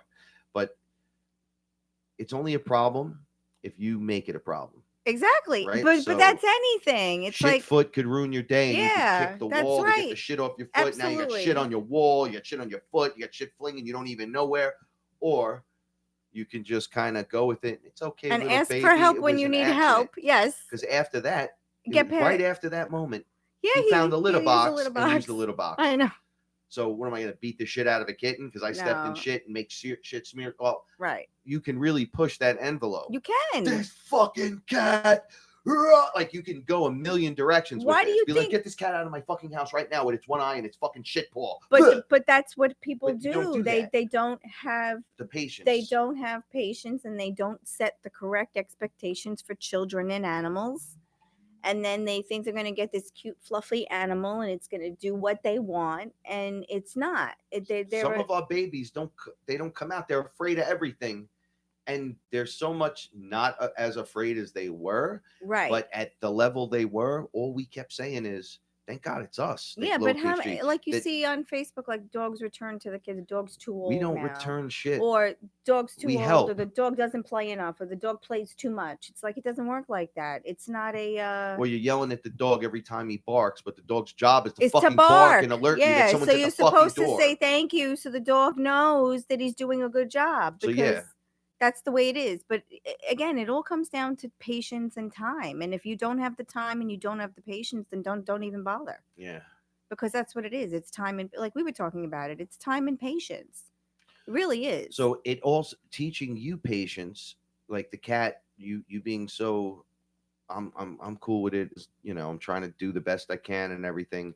Puts you in a state of being able to have the reaction that's positive even in the negative situation. Oh, well, you freaked out about the eye. I was like, his eye No, looked well, worse that's the pretty other day. bad. That looked like yesterday it was a scar, and now it's out, like it's falling. All like Yeah, something's. it's I don't know getting, if it's that's actually eyeball, getting better. something that was torn out Don't and is even worry. hanging.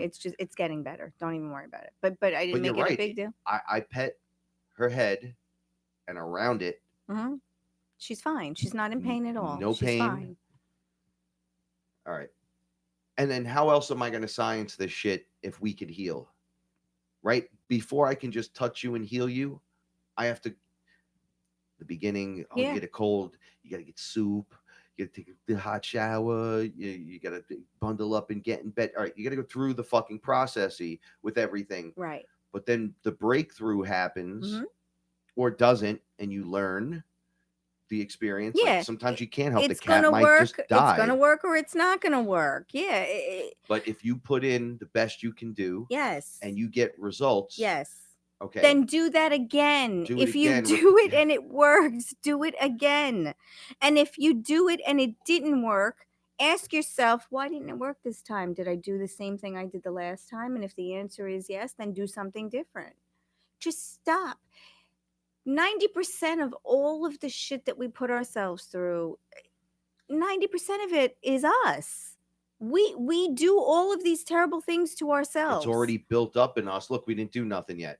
Nothing happened, and Nothing you even already happened. put up a wall. You built a wall, and you put yourself in a closet, and you locked the cage, and nothing happened yet. That was just the first 4 thoughts you had, and you already, now you're in a panic room, and you didn't even go out the door yet. So my coach on when I played football, something about what you said about fear before really sent me back to this moment.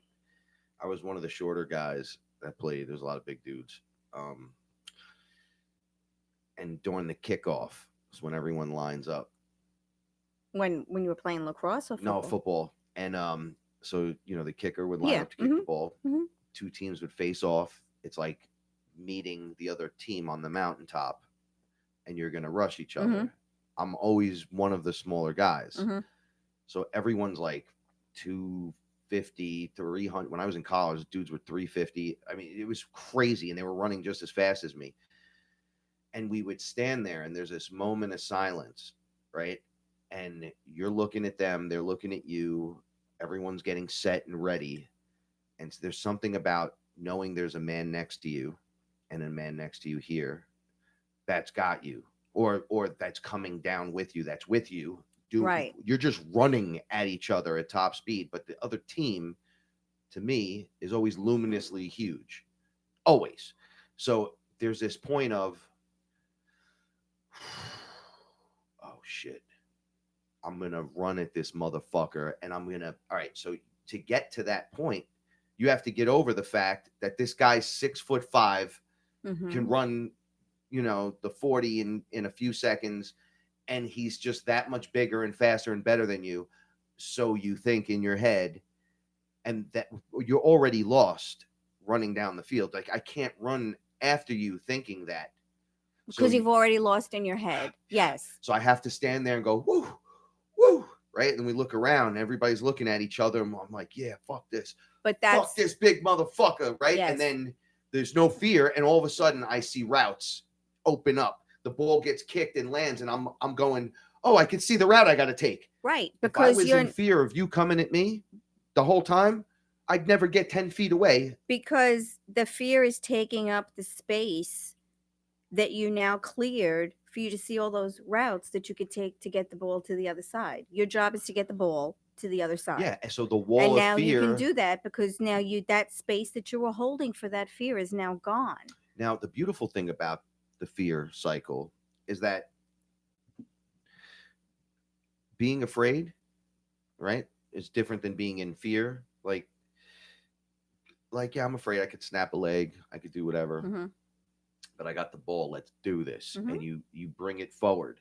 But again, you had hope in your teammates to do the job that they're on the team to do. Right.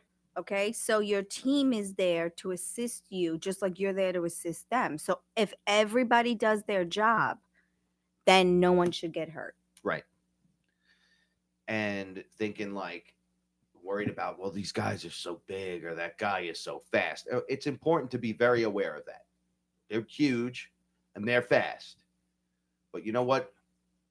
Our timing is perfect and we're accurate as fuck. So we can balance against them. But if you were like, no, they're just too big, like you not already even, lost it in your head. I can't dump the small past you. They'll never expect it right up the middle like that when we break in the line open. But you're worried, you're nervous, you drop the ball because this guy is 10 feet bigger than you and he's swatting at you. Because you lost it in your But head. he's not going to get fucking near you if you just run the route. But I can't see the route. I practice the route. Yes. I've been told about the route. I've been shown it on paper.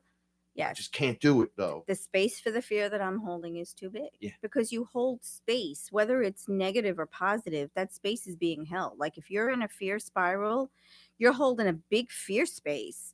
Okay. That space needs to be filled up with something, and it wants to be filled up with fear because that's what you told the universe you're expecting. You hold space.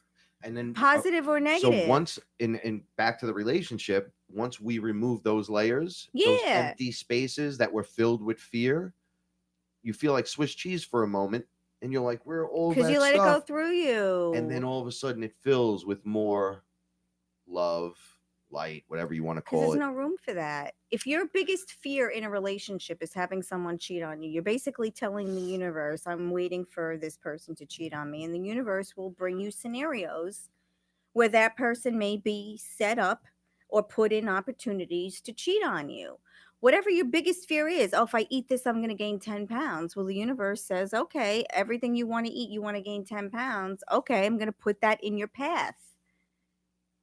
Again, you're holding space for things that may or may not happen today. You know, a lot of I could cross the street tomorrow. It's like you hold space for scenarios that aren't that are like possible timelines, and then you pull the one by spell casting wrong by telling the universe, no, I'm going to get so fat eating this. That's what you want. Yes. And then all of a sudden you're just eating pizza every day, and you're like, bro, I got so fat. It's like, well, you don't stop eating the fucking pizza because you told the universe every time I eat, I get so fat. And then I gotta have a Pepsi with it, and then a Coke, and then a Sprite. It's like, well, so you get to stop eating all that shit, right?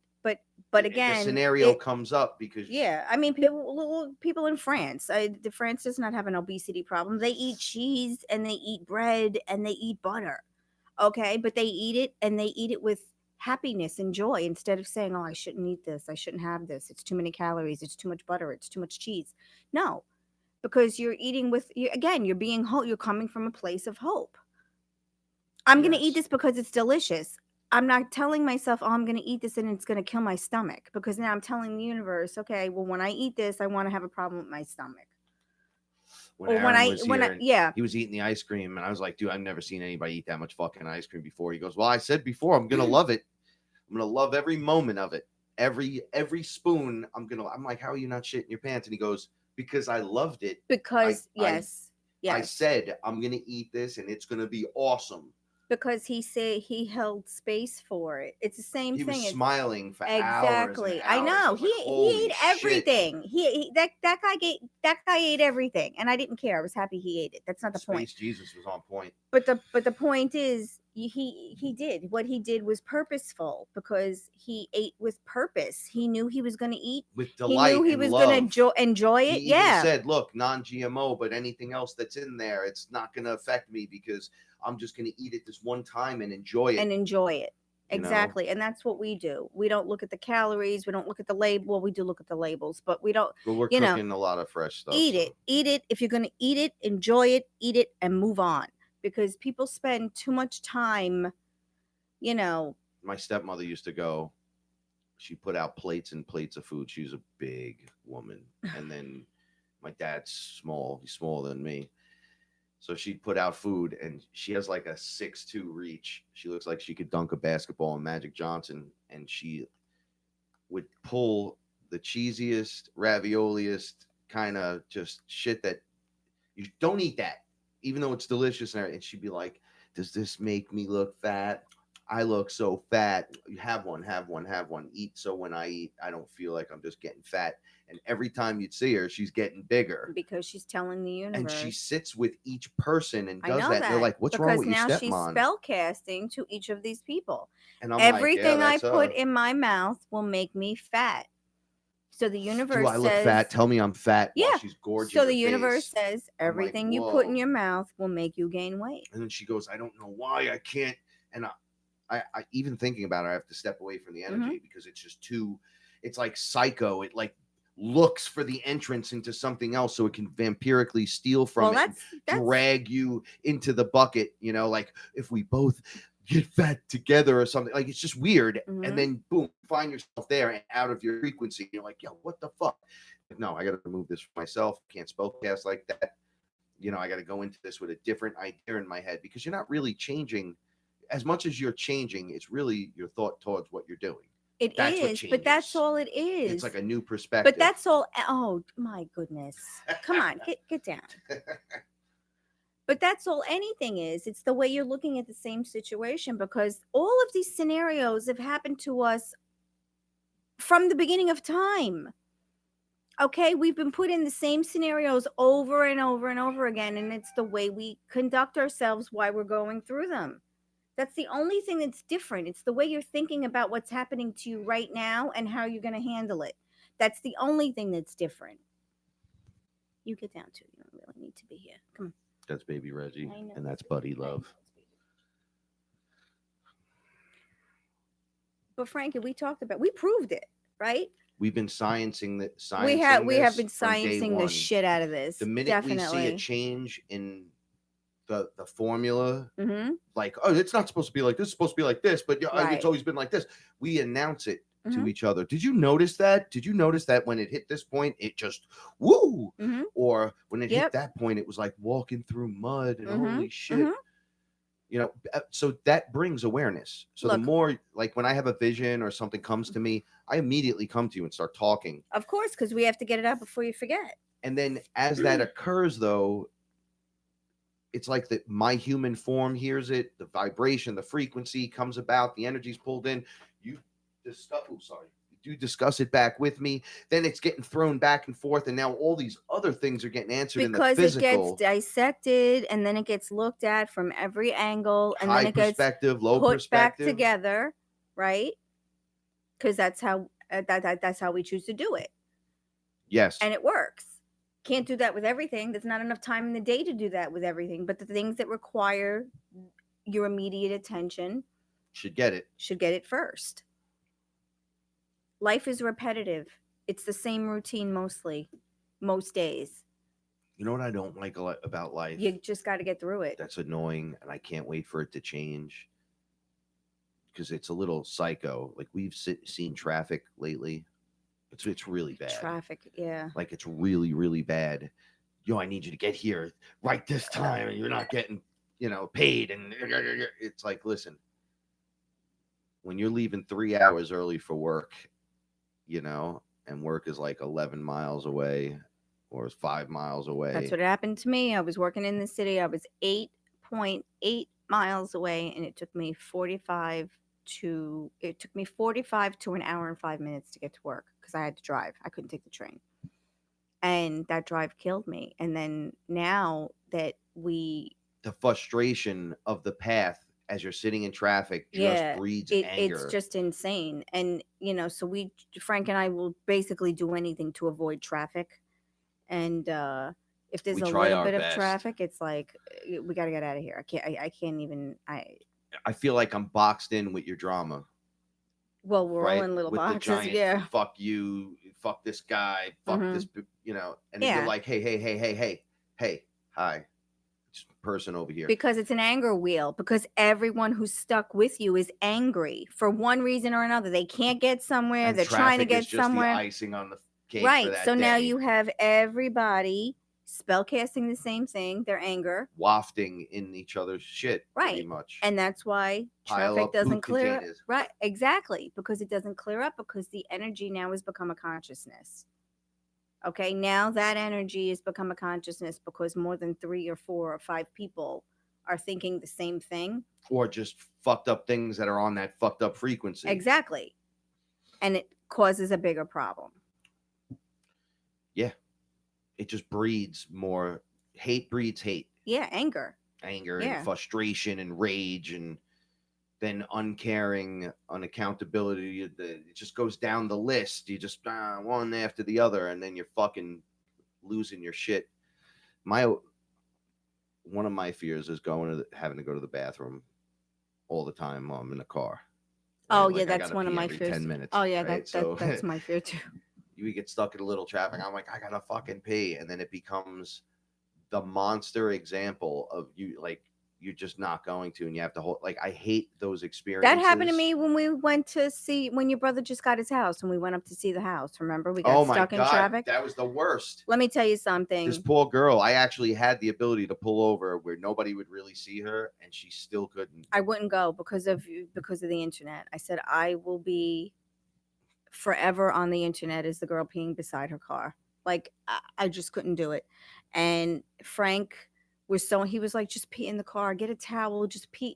I was like, Frank, I can't pee in the car because that'll be a mental thing for me. I'll be ruined. That'll ruin like everything. I'll just be ruined. Like I'm gonna try to make it, and I made it, but it was one of the most uncomfortable rides of my life because there was an accident. We got stuck on the Bronx River, and Frank was like, Paula, please just do it. And I said, I can't. One of those terrible. But you know what? If it was going to be longer, I would have just sucked up and did it. I just don't want to be on the internet as the girl peeing on the side of the car.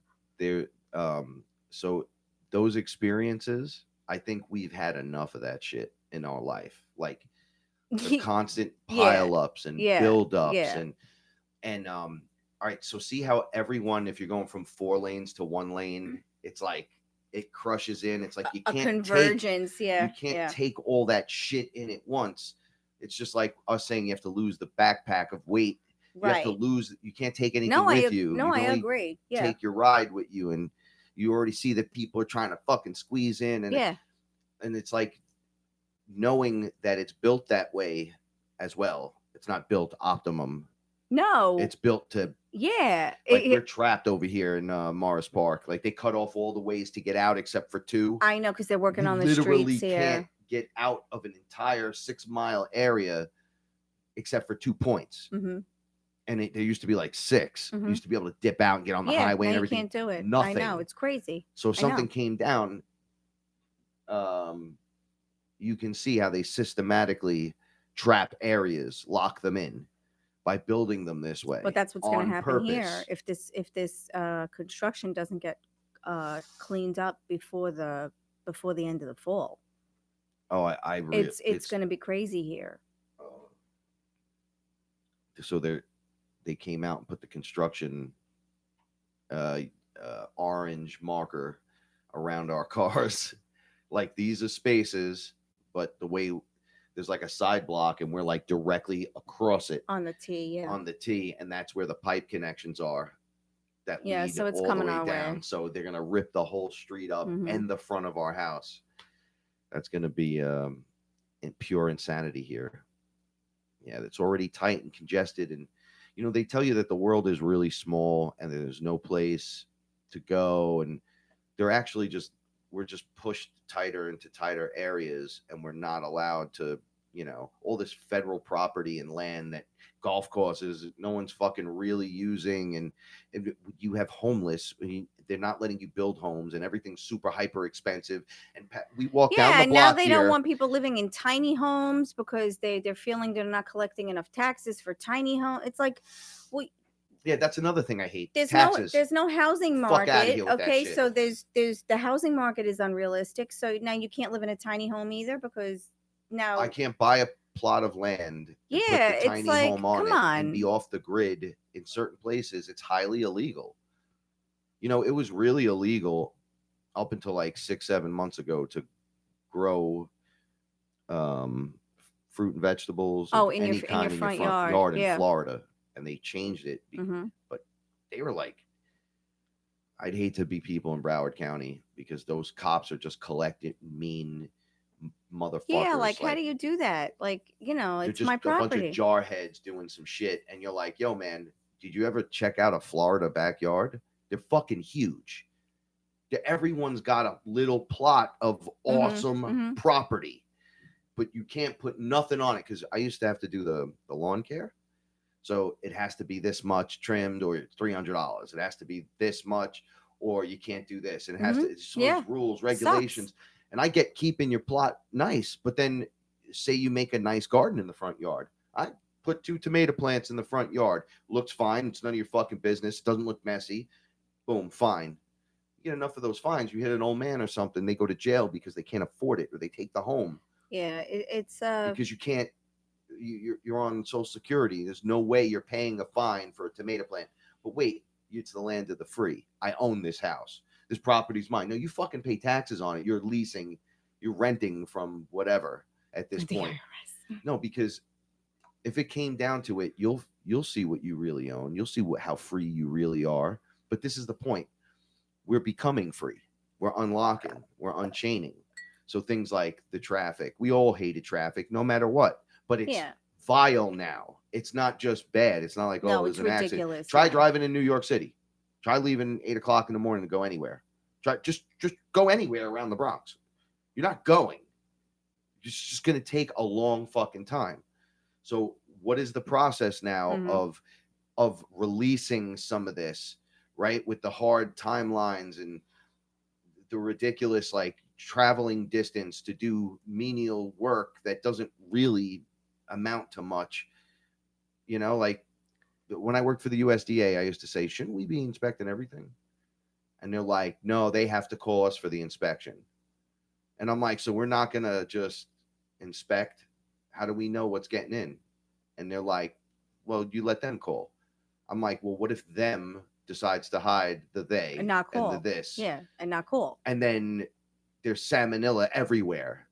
Someone shits in the basket, everyone gets sick. That's how this happens. They don't wash it off, and they blame it on farmers pissing and shitting, but they never tell you that at the market they're doing the same thing. I've seen dudes just shit on the floor in the market, the Hunts Point market, right? They're peeing and doing all kinds of weird shit. And as an inspector, they'd be like, oh, don't say nothing. I'm like, I'm inspecting the actual fruit and vegetable, and you're peeing off the dock right next to me. And then this food is going to Wendy's salad bar in 5 minutes after I'm done. Right? So the guy that's making $6.50 an hour, the girl that's making that, she's 16 years old, she don't give a shit. The guys that are there collecting it is like, oh, this will be out there in 2 seconds. And you think they're scrubbing that? So I used to freak out as the USDA inspector. And I'm like, so we can't do shit. So we're just a revenue collecting service? You're telling me the Department of Agriculture is a revenue collecting service in the fruit and vegetable division, and that's it?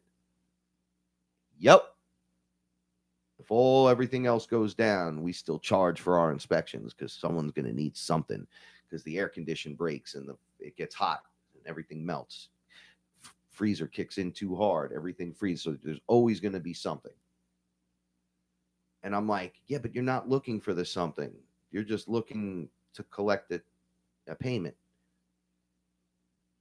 And they're like, yeah, well, that's what we do. I'm like, but you're missing everything else. I don't understand that. I never understood that. So when is that shit going to stop? Like the bullshit train. It was a great job. I was making tons of money. I was the #1 inspector for 6 years.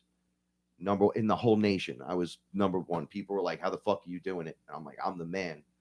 I started, you know how you psycho out and just become, when I'm at my job, I'm not trying to be the best and the #1 guy. I'm not trying to do that. I'm trying to do a really good job at my job, what I have to do. And I learned it. They wouldn't let me be an inspector for 2 years. So for 2 years, I was a box collector. So you need random boxes from the trucks and stuff. So they'd send me in early to start the inspection, and then the inspectors do the inspection. And then I would just move on to another inspector after I pull the inspection boxes. I watched them for 2 years, and then I took all the tests, and there was just A's, and they were like, "What the fuck?" They thought of me as a little bit of a jarhead, a meathead from the Bronx, and I started showing classic examples of I can handle and hold this whole place down without any of you, by myself, which is weird. And then the Bronx people that were there it was like 3 or 4 from the Bronx. Everyone else was from somewhere else that had farm background and couldn't deal with Vito, the guy down on the dock who was trying to flip him 100. And once he sees like the guy get punched in the face and thrown off of something, or the guy get caught stealing, or somebody gets hit by the high-low and they get crushed or something, they see that shit and they completely shut down. They can't handle it, right? Like one guy one time laid a gun in front of me. I think I told you this. Oh, yeah. I was up in his going to office. intimidate you. I don't know why this guy was doing it. He knew me, but he was like, "Hey, let me tell you something," you know. And he goes, "Does this scare you, Inspector?" And I was talking to him about all the women in the office being from Ecuador and not one of them being legal. And then one of them was kind of flirting with me, and he's like telling me how he has sex with all of them or whatever. Now, I'm there for an inspection. I just happen to notice this because I'm the inspector. I notice everything. So he rolls the gun across the desk, clicking the handle. He had like a 38 or something. And that little... the safety. It was spinning, the little thing you could spin it with the bullets. So he was trying to intimidate me, and he's like not pointing it at me, but right off to the side, and he was clicking it. And I just went up to him, and I was like, "Oh, is this yours?" And I took it, and I just put it in my pocket, and I said, "All right." And he's like, "Yo, what are you doing?" I said, "You're intimidating me, or you're trying to. I'm busy working. Let's finish the inspection information." So the guy immediately did everything I needed to do. Like, all he was concerned about was, let me get my shit together for this guy, and then blah, blah, blah. And then I just handed him his gun back. Mm-hmm. I says, if you pull this out on me again, I'm going to shove it up your fucking ass. And I went about my day. I had coffee with him later. He fucking loved me, this guy. Yeah, because he didn't intimidate. When they do that shit to the other guys, like one guy stapled a $100 bill to the back of the inspection and tried to bribe the inspector, but the inspector didn't know. So he's holding... And then the other inspector sees, "Oh, you're not supposed to ever touch cash." And then as soon as the inspector realizes there's money, they go, "Oh, you took money." The Korean guy, "You took money. Look what you did." Right. It's like, no, you stapled that to the back of that motherfucker. Everyone just saw that. But this guy didn't. And he's from a farm in Idaho or whatever. And doesn't know how to react to the Bronx guys doing this fucking game to them. Right. Because over there, that would... They go down to the apple shed in the morning, and they make it a cider, and they check it the apples. But that's what I'm when saying. You're here in the Bronx, it's like, move your fucking ass. Yeah. And I used to get to work, and if they didn't scream, "What the fuck," at you at least 100 times, "Oh, it's this fucking guy, this fucking asshole," nobody liked you. If they didn't at least do that, what the fuck do you want? No one liked you. That's a market thing, right? The market's miles long. Like, there's hundreds of stores. You're just like, fuck. If that's a vibe here in New York. So they would stick these weirdos from Alaska in there, and they wouldn't be able to handle it. And I would just walk through. And I met a bunch of people in there that were like, "Aren't you the rapper?" Because you're navigating your own waters. Again, you're comfortable because you're navigating your own waters. You got to learn how to adapt in situations like that. Exactly. And I went in there, and that's what I did. I just already in Bronx. Right. So you used it to your advantage. Yeah, when Chow down at the Chinese store is switching watermelon boxes while the guy next door, like, I went into one of the stores once, and there was cats in the freezers, but they weren't freezers. They were like cool rooms. And then the cats gave birth in the boxes of lettuce. So there was multiple kittens in the lettuce. And then I'm inspecting this, and they're like, "Oh, don't look at these boxes." So I go, "Why?" "Because there's cats in them peeing and shitting." Yet the inspections failed. He goes, "Well, the whole thing has failed." Because of that. "Why, Inspector?" I go, "Because you were in a closed box. These were all trapped in there, and they're all in this area right now. But where were they before that?" "Oh, no, they just went in. They've been in there overnight, at least minimum. They've walked across all the product. There's baby mother flavor in the box. No.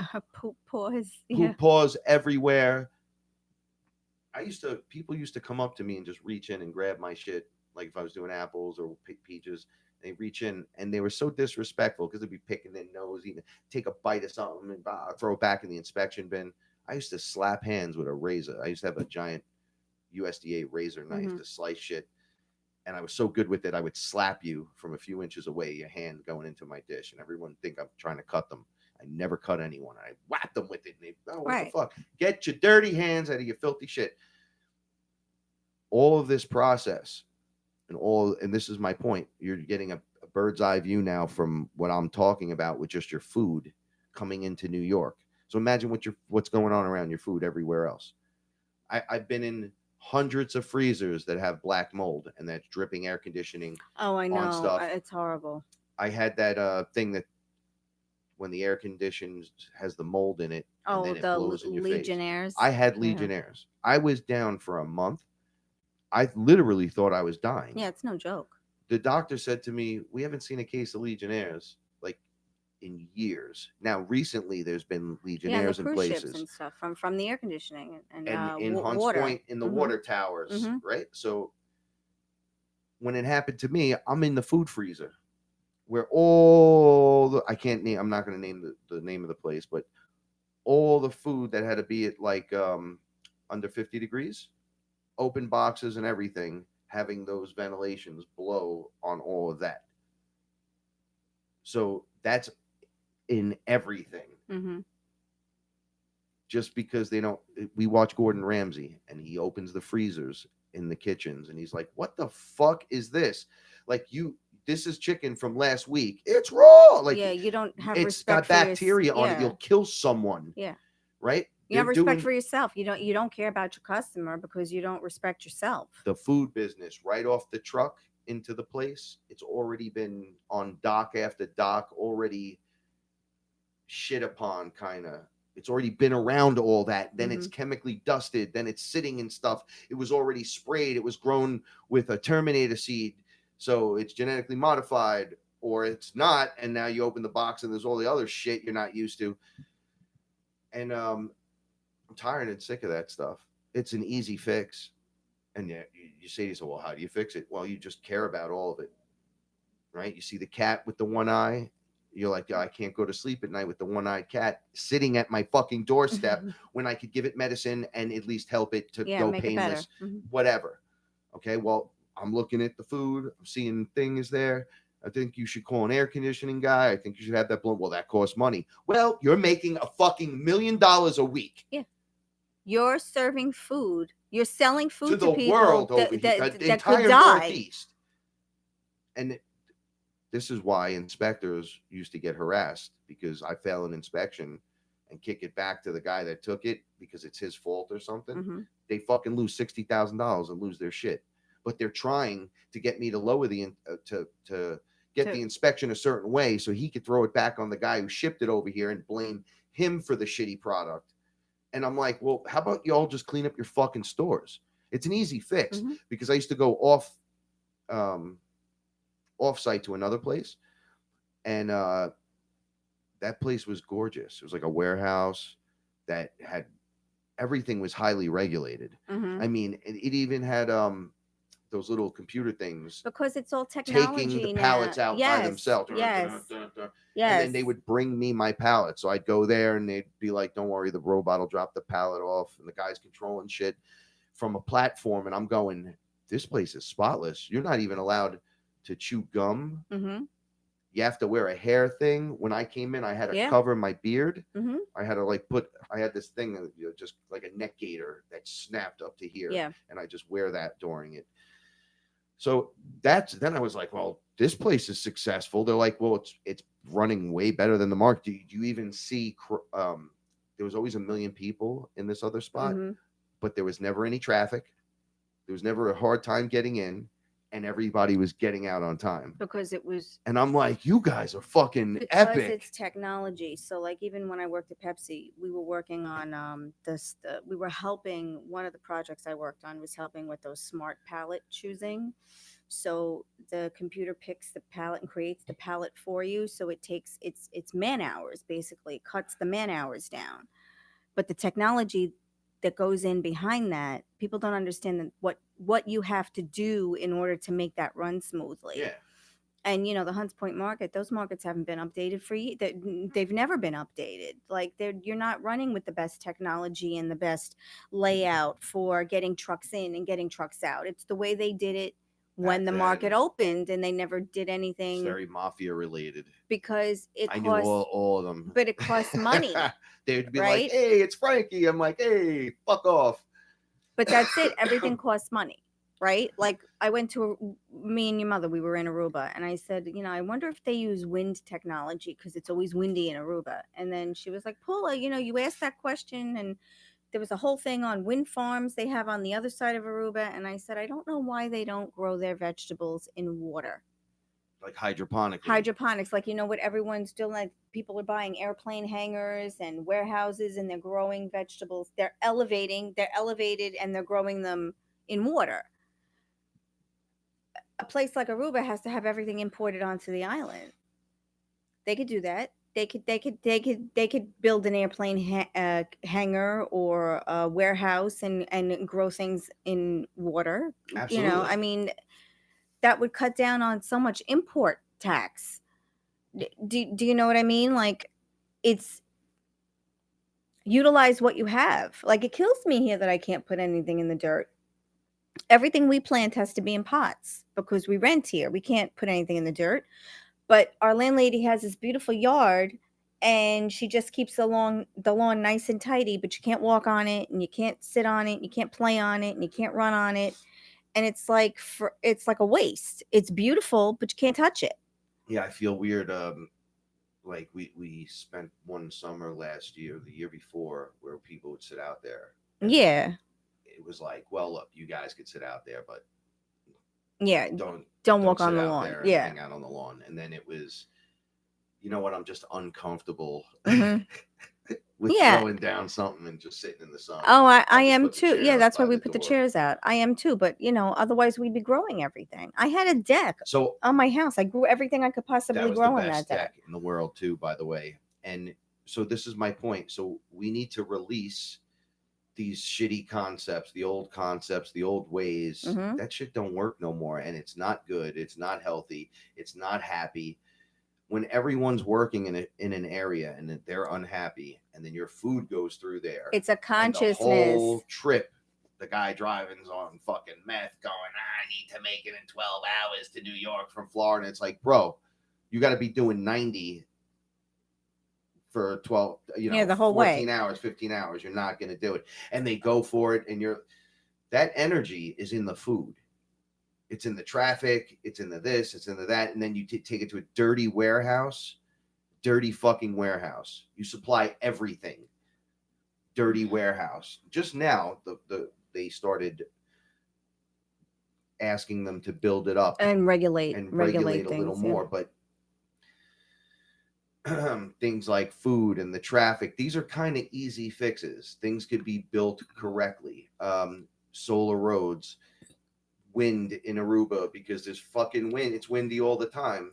But any solar and wind technology. Yeah, I mean, start being able to put it on the front lawn if you want. Maybe the sun doesn't hit the back of my fucking house. Maybe I got concrete in the back and I just can't do it, but I got a beautiful patch in the front. Right? I got to gate it in now and put a fucking high thing and just the sun cover. Just let me live. That's because you don't really own that. That's what I say, though. Just let me live. Where's that ownership?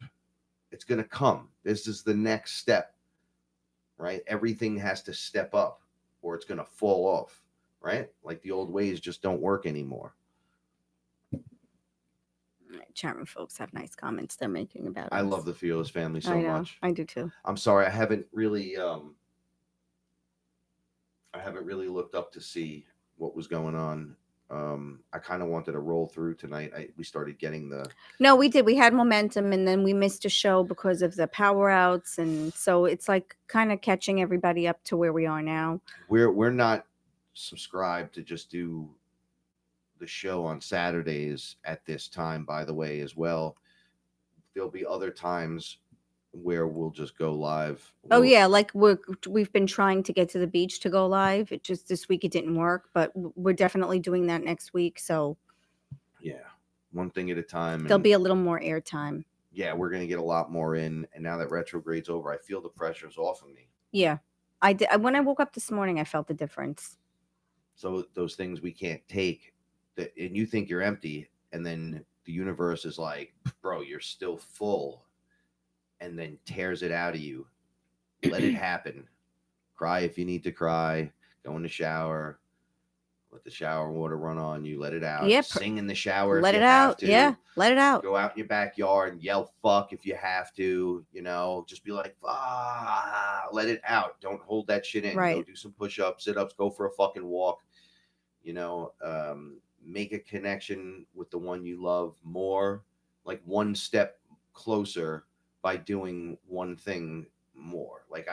The more I'm interested, the more I'll find more interesting things. But that's how I feel. Because if you're going to complain that someone else is always the problem, oh, she nags, or oh, she does this, or oh, she does, and you're not bringing any solution to the table, then you're part of the problem too. Well, I'm saying, yeah, like I watch you sometimes when you're cooking and you're like, yo, you want to chop some stuff? And I'm like, yes. Now, I remember myself years ago, I'd been like, nah, fuck that. I don't want to chop no vegetables. Blah, blah, blah, blah. I was a fucking fruit and vegetable inspector. What do you mean you're not going to chop vegetables? Now, I'm just in the pocket doing it. Why? Because food interests me. You interest me. Aww. I don't know how to cook well. You know how to cook great. I see an experience here just waiting to happen. Okay, so then that in the experience, I'm going to tell you guys a little secret. There's something I found and I've never noticed before until cooking with you. Mm-hmm. Oh, it's a baby. That sometimes we'll be cooking something and I kind of get turned on. And I understand now when they say food can be sexy. Because we talked about it when it was happening. You're like, creating something. This is really good. That you want to eat. And and it's not just slop together. Like, it's made with love and passion. Like, yeah, let's do this. Mm-hmm. And it's like, all right, come on. I've said no 100 times. 101st time, I'm going to say fucking yes. Mm-hmm. But I'm going to say yes and be involved in it. Not just, here. Okay. No, get the fuck out of here. Nobody wants you here. I want the person there that's like, I got you. No, it's that's like, okay, why. Chop up the garlic. Yeah, you do this, you do that. Yeah. This. And as you're doing it, you're like, wow, this is neat. I kind of love this. Or you're thinking about some cool shit. And it's a meditation within itself. Because we always go through why we're chopping the onions that way. We're chopping the onions this way because in this dish, we need all the vegetables to be the same size. In that dish, we need the onions to go this way because of the way they're going to cook. Everything's starting to become like this weird experiment to me. Yes, because it's because let's see what happens because when we mix this. Why you were breaking it down. You know why you're doing it that way. Yeah. I don't like doing anything and not knowing why I'm doing it. I mean, we're alchemists. Right. Mm-hmm. So I'm making Aya and you're telling me, oh, you're just reducing like a soup. And I'm going, no, it's the reduction of the Aya, because I didn't know what you were talking it's the same about. Thing, yeah. And then we made soup together and I went, oh, it's just like making Aya. And then you were reduce it, yeah. I told you that. And I'm like, well, that's fucking awesome. Mm-hmm. But this is delicious soup. And I got the and great that's how Aya. You get, and yeah. then right now I just made the connection. So now I'm excited to do raviolis. I know we made the raviolis that night. I know. All right, so treat yourself a little. All right. So the use of CBD oil and THC oils, I highly recommend in the proper dosages. Oh yeah. Especially THC. CBD is great. I love CBD. Don't get me wrong. I'm kind of the party guy. I love to smoke weed and stuff. I don't like to take pharmaceuticals at all. Although I have to take one for allergies once in a while. Yeah, and you have to take stuff for your back too. Yes, but instead of eating tons of muscle relaxers, I'll squirt the THC oil under my. I do too. Wow. Yep. Wow. I can't even begin to explain how much more it helps. Too much, though, you're having slight psychosis of feeling like you're tripping. And like, I can't, everything goes numb on you, but just the right amount. So you learn, alchemize. Yeah, it's like medicinal. Medicinal. Make like a banana bread and put some in there and then slice it in half and then slice it again. So then you have the 4 quarters. Eat a quarter and see how it makes you feel. Right. Wait an hour or two because it's got to digest. See how it makes you feel. If it's too much, if it's too light, it wasn't enough, you take the other one, and you can work up. You can never work backwards. Yeah, you can't right? take it So away. this when is you... sciencing yourself, right? Like when I was with Chris Gio, we drank Aya. I didn't know anything, so there was like 6 glasses out, and then he goes, "Well, it was time." There's a video of this, but it's like a video going on with music, I think, and it's showing us going through the process. But what he actually says to me is right before it goes off is, "Okay, well, don't be a pussy now." And he looked at me, and I was like, I totally understood what that meant. And I was like, well, I'm not fucking, I'm here, man. Let's go. I'm in the fucking pocket. Yeah, what do you want to do? And he's like, all right, in. I'm taking 3, you take 3. And I'm like, that's everything. And he's like, oh, what did I just say? Not to be a pussy. He drank one in front of me. And then we just started drinking glasses of ayahuasca. Oh, I know, glasses. He was like, wow. He was screaming, we're so not pussies. Like, I remember when like, we fuck, first we're gonna drank, do and you gave me this. that big 20-ounce solo cup, and then we got it down to the smaller cups, and I was like, you tortured me in the beginning. That was the most horrible. Just Once again, drinking that for me Alchemy, was the most, sciencing yeah, it. horrible. And then eventually making it down to like a mush.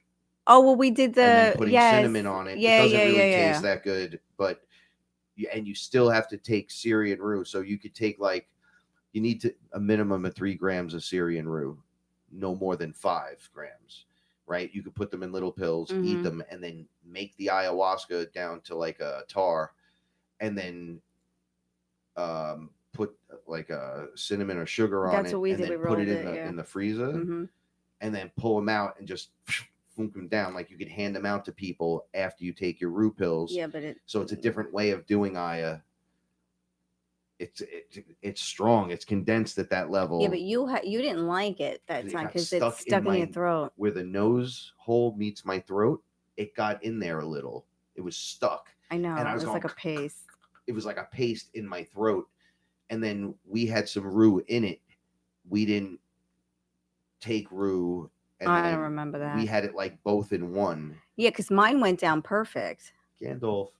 And but you had a hard time. Yeah, but yeah, that was rough. that was. So there's different ways, but what I'm getting at is we reduce to see more. Sometimes drinking a cupful like that in the beginning, it's brave, and then you become resourceful and knowledgeable in the topic. Yeah, you figure out. And then you're like, bro, I could get this down to 2 sips, but it's gonna be the knockout, an impactful punch. 2 sips. Yeah. Yeah. Mm-hmm. Right. Like I made a brew that's so intense, but at the same time, I just will make work whatever. Paula poured it out. She did the homie pour, and then drank a small amount. I drank that. In South Carolina, that was like I drank probably a tablespoon or 2. A tablespoon or 2, and I had put like that much in the cup for sure. And then she had the longest, craziest experience. Yeah, because it doesn't matter when there's work to be done. There's work to be done. Yeah, so and that's just how it's going. That's pretty intense. That's fucking crazy. And it's funny because when that happened, I even told her, because I respect the drink. I really do. I don't drink often, but when I do drink, I respect it because I know the work that's going to need to be done. And it's really is kick your ass work. It's like you're going to look at this and you're going to view it until you see it the way it needs to be seen. And when there's work to be done, it doesn't matter how much Aya you're drinking. Once it's in you now. Yeah, so she's taken over. She's taken over, and she's clearing whatever you need to be cleared from. When we do the Aya and do it respectively and safe, if you become your own shaman, we make the liquids different, and the rue is just like 3 hours in the pot. Mm-hmm. You don't reduce it. You already have the mathematics worked out to how much is in each cup, and then you drink that cup first and wait 25 to 30 minutes. Mm-hmm. Then you drink your cup of acacia, and then you know that's how you get it to highly activate, so you're not drinking cup after cup after cup. I can't even hear about it. I still have to cringe. It's like the guarantee in. Yeah. Yeah, when you do it like that. I had to learn. We used to drink them out of the big red cups that you'd get at the like the the 20 keg ounce party. cups. Yeah. It'd be full. Ugh. And we were drinking like 25 to 50 grams a piece. So we weren't drinking a little bit. We were drinking like I know whatever I that was made. hard for me because It was like, well, we got to get 50 grams in us, so you got to drink half of it. It's like, what the fuck are you doing? yeah, that was awful. I remember. But those trials and errors Mhm. along the way teaches you. I made it a no bunch of doubt. times. The first 6 times I made it didn't work. Let me tell you something. I would never change the experiences that we had. Some of them were crazy. Some of them were very spiritual. Some of them were crazy. Some of them were very medicinal. But I wouldn't change it for anything. No, I wouldn't change it The way either. it went down is the way I would leave it in history forever. Each time I went under and I seen something that was totally frightening, and then I kind of made it out, I was like, well, I've seen the scariest shit ever, so I'm okay just to see the next scariest thing. Yeah, but like, that's that it. was the scariest until the new scary Until the thing. new scary thing. And I'm like, holy fucking shit, like this doesn't end. My last experience, everyone was getting raped and eaten and like tortured by these reptilian and insectoid things. And then they look over at me and they were like, don't worry, you're next. And I was like, what the fuck is going on here? Mhm. And they're like, "Rah," and I fell into the moment and wore the mask and was like, oh, please stop. Don't do that to them. Take me instead, whatever. They were like, oh, no, your chance is coming. Don't worry about it. And I'm like, well, it's fucking gross, but you know, whatever. And then I realized, I'm not feeling this. It's enough out of you. And and then all of a sudden I was standing up, being reborn again. And I'm like, oh, what's going on? And they're like, oh, you're standing in your power. But I've done that too. See that. Where is the beauty here? You're not showing me any beauty. Yeah, I don't what are have you to doing? continue watching this. You're going to change the scene and show me something beautiful. They'll always say, and they'll always say to you, listen, there's nothing you can do about this. There's nothing you can do. And I'll just sit there quietly. And then you'll go, as you're using your discernment. So many times I've said, shut your mouth, right? And they'd go like, what? And I'm like, no more. Yeah, no more of this. No more. I got it. Like, this is frightening, yes. Unsanitary, by the way. Horrifying. Yeah. Uncalled for. Malicious. You don't know if it's this life or another life or this world or another world. You guys think you're in domination and all that other shit. And you know what? I'm just not feeling this. So I'm out. And things just change. It's like you saw what you needed to see to make the reactionary things occur inside of you to either change the situation or fall deeper into the victim hole with it. But Aya tends to show you things right when you need to see them, at the moment you need to see him, the way you need to see it, the way you need to see it, the most unexpected timing. Like, oh, I was just in the 9th dimension and it was fucking angels and things were singing, and then I met my demon, and you're like, oh, what the fuck is this? And you end your Aya experience fighting a fucking demon off that really all you had to say was no more from you, right? Except it was this whole trial and error. I tried to cake it. I tried to stab it. I couldn't pull it off of me. And the black goo was everywhere until I was like, nope, that's it. I'm done. And everything starts to slide off and you experiencing it from like the next perceptive layer. Yeah. So like you're looking in on the situation, seeing all the angles and different things you didn't notice. And you're like, no, I'm done. And you just pull the whole thing up. And then that's it. It's over. Right. And then Aya with me, the first few times I would have to purge at the end as well, which was always really hard because you feel nauseous the whole time. Right. And you're like, oh, why am I still? I threw up a little over there. It came out right away. And it's like, no, all this shit you saw, the abductions, the raping, the murder, the terrorizing, childhood trauma, and then you saying no, took it all and balled it up right here. We collected all of it. And you're like, what? And then you throw up this dark shit Right. and you shit your brains out. I'm sorry for being so whatever, but But it's not, it's different. It's not poop and it's not vomit. It's like bad energy. You're purging residue and buildup. So it physically looks different. It looks than different. anything. It smells different. Yes. It reacts different. Like I had someone who Bobby. threw up over and over again into the bucket, and each time it was one time every 5 minutes. Oh, It was like 15 minutes. 15 She minutes. threw up every 15 minutes The for whole 4 fucking hours. time, and each time she threw up, the bucket would scream with more voices. So each throw up had a voice in it, and she was a dark character, but you know. It happened to me too when I purged. It was like it looked like Slimer from Ghostbusters. It was an energy that It'll was fucking talk to you actually moving. Yeah, it was moving in the bucket. You're throwing up like, I fucking hate you, or and you're going, wait, what am I hearing? Because you're under the ayah, right? So, and you look, and things are digitally looking different. The swirls, and you can see shit moving around. Yeah, you hear the noise too. You hear the bees like, and the whoa. And you flush that shit right away, and it all goes away. Like I was told, take that bucket, get it out of the house. I'm like, where am I supposed to put it? In the sewer. And I came outside, and I said it. The guy I didn't see, from the first guy to quit the heist clique. Yeah. He worked for sanitation with my brother, and then they didn't talk. And I didn't see him for 4 years. It's 4:15 in the morning.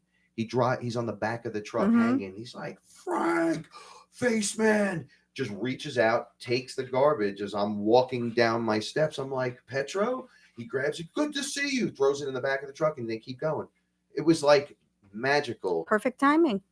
And I went, what the fuck? And the girl was from my group, and he was in the group. Right. It was just so synchronistically incredible, right?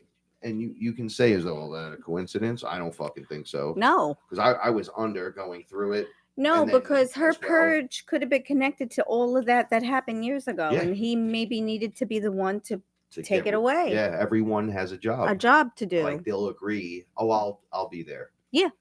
You know, you could count on me. But we do that all the time. We agree we make these agreements with other people to be there spiritually, and you are there. I think in our cats, the beings come over here, agree to come in knowing the type of beings that we are with them. So it'll be the most beautiful life that we could provide. We're not cat crazy. Believe me. My mother says this, you wouldn't know there's a cat in the house if you came here. Yeah, because you don't see them. You don't see them, right? But they're everywhere. They're all doing things, right? But we stay on top of it, but we're not cat crazy, right? It gets crazy sometimes, and then we find the solution, and it drops down the line of stress and the craziness. Hi, Gandalf. So when you look at his eye is so fucked. I know, but he's fine. He's not in pain. I know. So he's fine. He just ate too. They agree to come in as the cat, but their outer consciousness is this other being that we're very aware who they are. We're not, the human isn't, but Frank, the higher guy, is like, oh, look who it is. When the soul agrees to come in, it agrees to come in, because it happens with aborted fetuses too. Those souls agree to come in knowing that their lifetime is going to be extremely short. That's the agreement that you make before you get here. There's some I've heard that had like 2 abortions, and on the 3rd one have the kid. And then that kid remembering it was aborted twice. I tried to get here twice, and you fucking took me out twice. But that absolves, first of all, karma to the being that does that. Is just pulling karma out of here. Absolutely. By the brick load. Absolutely. Like, holy fuck, that's the worst, right? Contracts, they're being torn up and fucking sucked out of the portal. Those contracts mean just as much as any other contract. Yeah, absolutely. It doesn't matter how long you're here. It's the job you have to do while you're here, and whether or not you're lucky enough to remember what it actually is. If you're lucky enough to remember and put all the pieces together in time to know what you have to do before you're no longer here anymore, that's even better. And I realized something. Allison Coe said something that I really liked. When everyone's worried about on the day of the event or the day that things happen, who goes where, and is it a different Earth? Are we going on ships? Is it just light? Is it just this? Is it just that? right? And you wonder as a collective, well, are we all going? Who's not going? Who's staying? Who's going where? Am I going to be with my family? And she's like, just imagine you're all in a movie theater watching a movie, and then the movie ends. Everyone goes someplace different. So Right. it's not everybody's job to get on a ship, go to 5D Earth, No. change out of 3D Some into a people light beam. aren't going anywhere. They're just going about their day. They'll never even notice that they would never have noticed anything happen. And it's just who you are and what you are here to do with your purpose is what's going to drive the next change, the next step, change, the evolution in your process. And you know that because you feel it deep within you. Yeah. You don't falsely make it up and think like, oh yeah, whatever, like I'm just part of the new age and all. No, balls to bones, or you don't know. Yes, and something different is happening. Something's different happening to me. And then like you'll hear other people like us when they talk, they're like, yo, my dudes are in the ship right there. They're right there. My family are these insectoids that look like fucking mantis beings, and they're helping me write books to help you unlock. And then when that's done, I'm fucking out of here. And I just go up on the ship and I'm out. While other beings are like, no, I go back to my home world. I go back to my planet. People like Chris and Cherie, we're leaving this matrix. That was their big thing.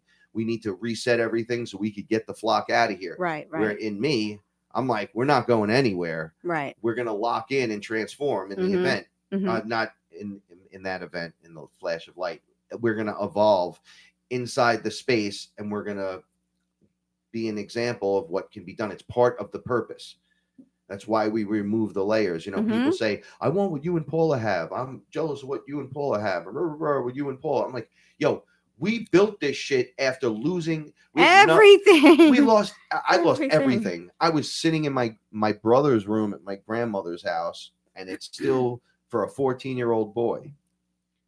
And I'm like, I got no money, right? I got bad back, the injuries. I got everything. Apartment. I had my shoulder surgery, so I was sitting there like this. I couldn't go to the window to smoke weed. I couldn't smoke a cigarette. I couldn't fucking do anything. And then I'm going from that to this. And then I didn't just get this and I hoarded it and said, this is mine. I control it. No, I fucking let this bloom in front of me because I gave up all control. I don't want to control anything. I want to control the flow of how I feel about things and stuff. But I don't want to control Paula. I don't want to be like, yo, bitch, get up. It's 9 o'clock. Yo, go to sleep. It's 10 o'clock. Like, no. Do what you got to do. You need my help? If I think something's way out of line, I'll discuss it. Like if I think you're doing something maybe too much, like lifting garbage or something, I'll be like, oh, I'll help you. Like you shouldn't be doing that. You just tell me. And then we learn, but then it just gets deeper and deeper. I don't keep it flat like that and then just watch TV for 6 weeks and then forget that I have a girlfriend sitting next to me. Even saying the word girlfriend is like, I know, it's weird. It's almost too soft of a definition of a word. That's my girlfriend. We're more husband and wife than people that have been married for 30 years. Right? It's like we have the relationship without the certificate. We have the love without the written permission. We do what we do. I don't need your permission. We do what makes us happy. We keep the frequency high in the house. And when it comes down, we do things to bring it up. We help each other. We care. My concerns are not who's on Facebook. I got to get the message out. I'm doing the message right now. It's been happening the whole time. What are you stressing about? Right? Don't you have 5 billion other things to do? And the answer is yes, I do. Yeah. I got to get to creating. Every minute of every day. You know, I go into the moments, I'll do 12 hours of just, I won't say a word much, and I'll just be like in my own head. And then all of a sudden everything's adjusted and fixed because I gave myself that time. The introspective. And then boom, I'm like this 6 days, right? And one will be down, one will be up. Yeah. And then I'll recognize it. I'll talk about it. I'll even throw my little hissy fit, and then it leaves. The other day when I was yelling, the yell, it was a very therapeutic thing though, because once you said, I'm sorry, I said, don't apologize, just get it out. Just get it out. I'm like, I was screaming, I'm tired of purging for people. I'm tired of being the black sheep that pulls, like, knows what's going on actually, but can't control it. Like, Right. You can't control it. Holy fuck. It's like trying to stop a wave with your face. Mhm. Like, what the fuck's wrong with you? You're not, no, that's not going to work. Let's try something different this time. Right. And I'm like, it's painful to purge. And they go away feeling better, but then start again. By the time they're in the car going home, going Right. like, haha, I feel better today.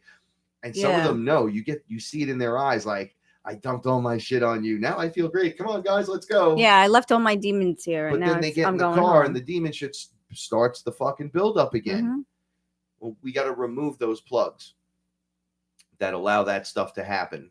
And the more you acknowledge it to yourself, and your awareness will go up. So the little things that you notice, once you notice them and you get into frequency with it, you'll hit another batch of things you didn't notice until your awareness just consistently grows.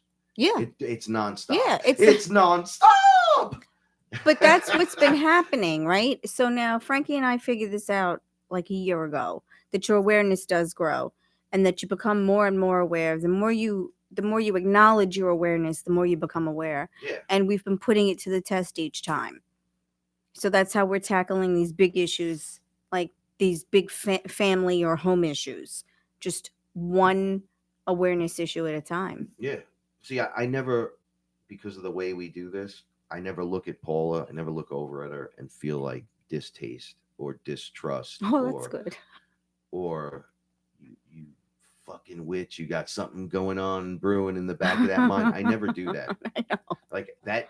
Okay, so in the past, we've all been that character, though. Yeah, because we've all been what are you thinking? Yeah, because we've all like, been the victim of that. Right. So we built it so it's not like that. Like, I'm here with you, right? If I get up cranky, it's not her fault, right? Why should I be mad at you because you're happy? See, that's got to go. It's like, why are you happy? How did you get there? I want to be happy. Can I, instead of shunning it and putting yourself, we used to have this kid, John, right? We used to go out to places and he would hug the wall. He would stand up against the wall like he's holding up the structure of the building. Meanwhile, you're in a fucking dance club, right? We were on mushrooms. We were in the Bush concert when they first came to New York, when everything's in. They came to Irving Plaza. These guys didn't even speak that good at English. They had such heavy accents. And the mosh pit starts, and I'm in the back with this kid. And as I'm the trip starts occurring, the mushrooms kick in, and I feel this unsure, wobbly, oh, I should maybe go up against the wall. And I was standing with him, and he was like, yeah, it's cool to just stand here. The fucking mosh pit was going nuts. Because his energy was spilling into your energy. Well, I didn't. What made me notice was the mushrooms, but yeah. This is what happened. So Fred, my producer, shout outs to HydroClick, the first group I was in, the guy who taught me how to rap, comes out, like, the mosh pit, you know, it opens and closes, right? So it'll get really tight and then open up again. And when it opened, Fred just came running at me. And I was in the back corner of Irving Plaza, and it was like he was still attached to the other people, though. And he ran up, grabbed me, looked at John, laughed, pulled me back into the crowd. About 4 seconds later, I swear to Christ, everything changed. In a spaceship. I was on stage with Gavin. I told you this. All the energy changed. I went, the trip changed 1,000%. I went to he pulled me from the back corner to the front row. And I know Irving Plaza. Irving Plaza has 2 levels, right? It has a secondary area. A second area, yeah, but, because Rose, my sister and I used to go there. They used to do swing dancing. Yeah, it looks awesome. Yeah, there. No, I've been there a few times, but yeah, it holds about 1,000 people or whatever. But I don't even think there was that many fucking people. Right? It was awesome. Yeah, so but you see how his thoughts were bleeding into your thoughts. These guys in the front said to me, hey, "Stop scratching the furniture." As I made it to the front, they just were tossing people, right? And I made it to this guy and his friend, and they just all grabbed me and threw me. And I went over the security barrier and landed right next to Gavin. And I was like, holy shit. I looked over at him. And he's like, oh. And I'm like, wow, this is rock and roll, dude. This is before I was ever really on stage. with the Yeah, this music was the group. early 90s because I know when that happened around 93, 94. Yeah, it was right? early. We came out in 98. Mhm. So it was way before that. And I looked at them, and then security tried to grab me, right? But they were being nice to people because we were all being thrown up there. I got surfed to the back corner of the room and surfed right back up to the stage again, and bang, right back on the fucking stage. Mhm. And I was like, oh shit. So he starts talking. I'm on stage, and he's doing like a little talk. And he's like, he said something about political, and Fred just screamed, I'm on fucking acid. No one gives a shit. Just play fucking music. And the crowd erupted, and he went, right. And he kicked into the next song. What I witnessed in those moments, in that because it happened, like, it was like being in a dream Right. come true.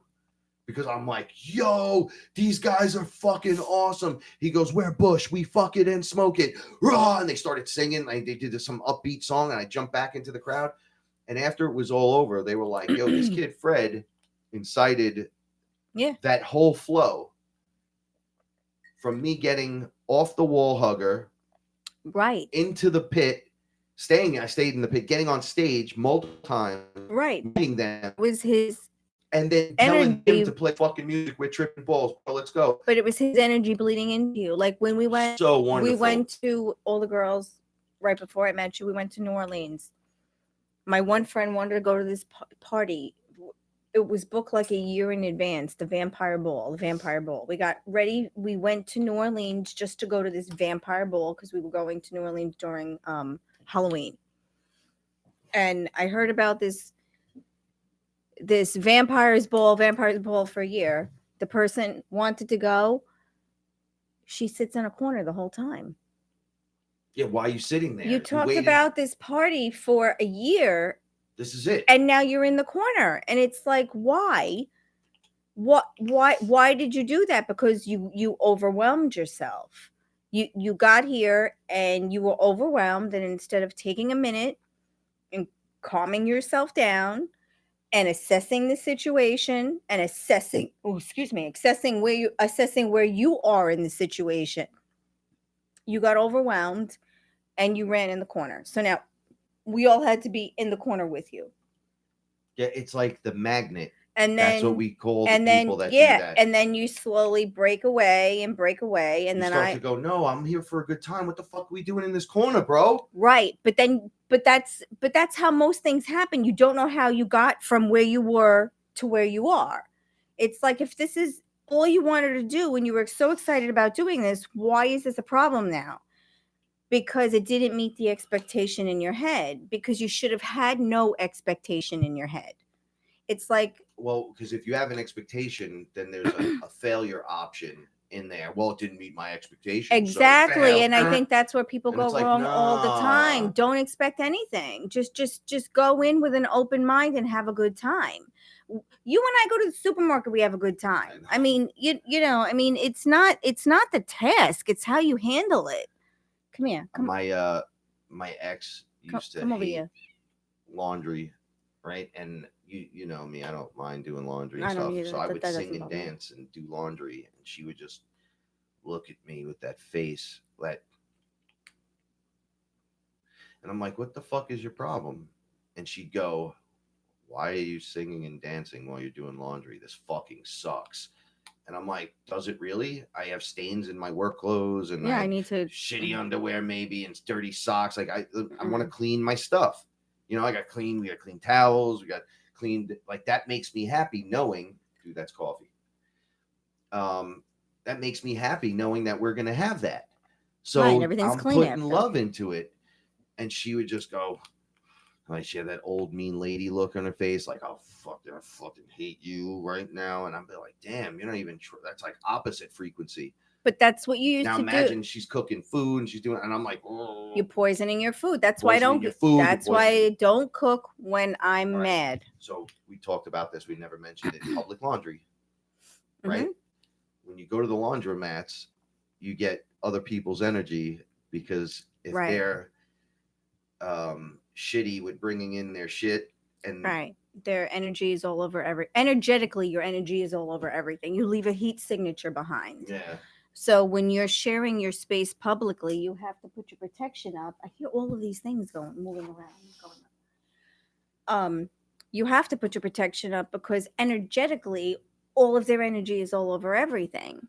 So yeah, you do have to put your protection. It's just like when we first you had to start coming to Costco with me because I couldn't go by myself anymore. You were like, I can't do this, and I said, Frank, you're gonna have to pull it together. It was a nightmare to get inside of Costco and walk around, or Kmart or Walmart, like any of those places. Anywhere, because there's so much energy coming at you in every direction. All right, so I did a show. I'm gonna just say this. It was in a parade.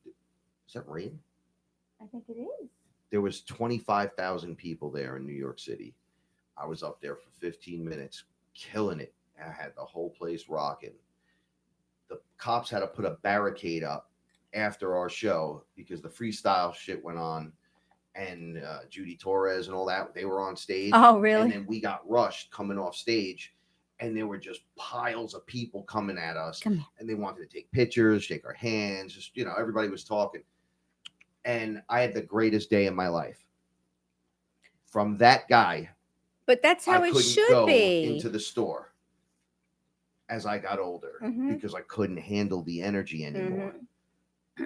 It was just it's like the same fucking environment. It's just the same people. But now you know. Store. Now like, you know. I can't be but now you know what you have to do, right? Now you know what you have to do. You have to clear your mind. You have to put your protection up. You have to deflect all of that. Yeah, now I don't have an issue. Right, now. Now we have awareness. We go into Target and realize that the lights are fucked up in there on purpose. But this is what happens with droning in that red and white swirl color. Yeah, but this is what happens with people in relationships. I don't feel one way and you feel something different, but I want you to feel what I'm feeling at that moment. And if I'm feeling unhappy and miserable, I want you to be unhappy and miserable.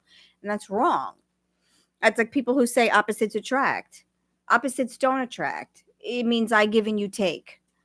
And that's not a healthy match. Check it out. You can be your relationship could be highlighted with just sexual adventure. Oh right? Yeah, we could all check those boxes. Or just mentally satisfied, but maybe sexually it's not as good because whatever. Wait, so we have I said this this weekend, I think we checked every box in the sexual column, the way we physically look and the smell and everything, it's all checked off. Okay, now that we got that checked off, most people that are married cheat and find someone else because they got everything they feel from this person, right? Because you checked off all the sexual boxes, and you're like, well, we fucked and that's my girl or something, whatever. That's not a good way to look at it. It's not a conquering thing. No. I have you in this category.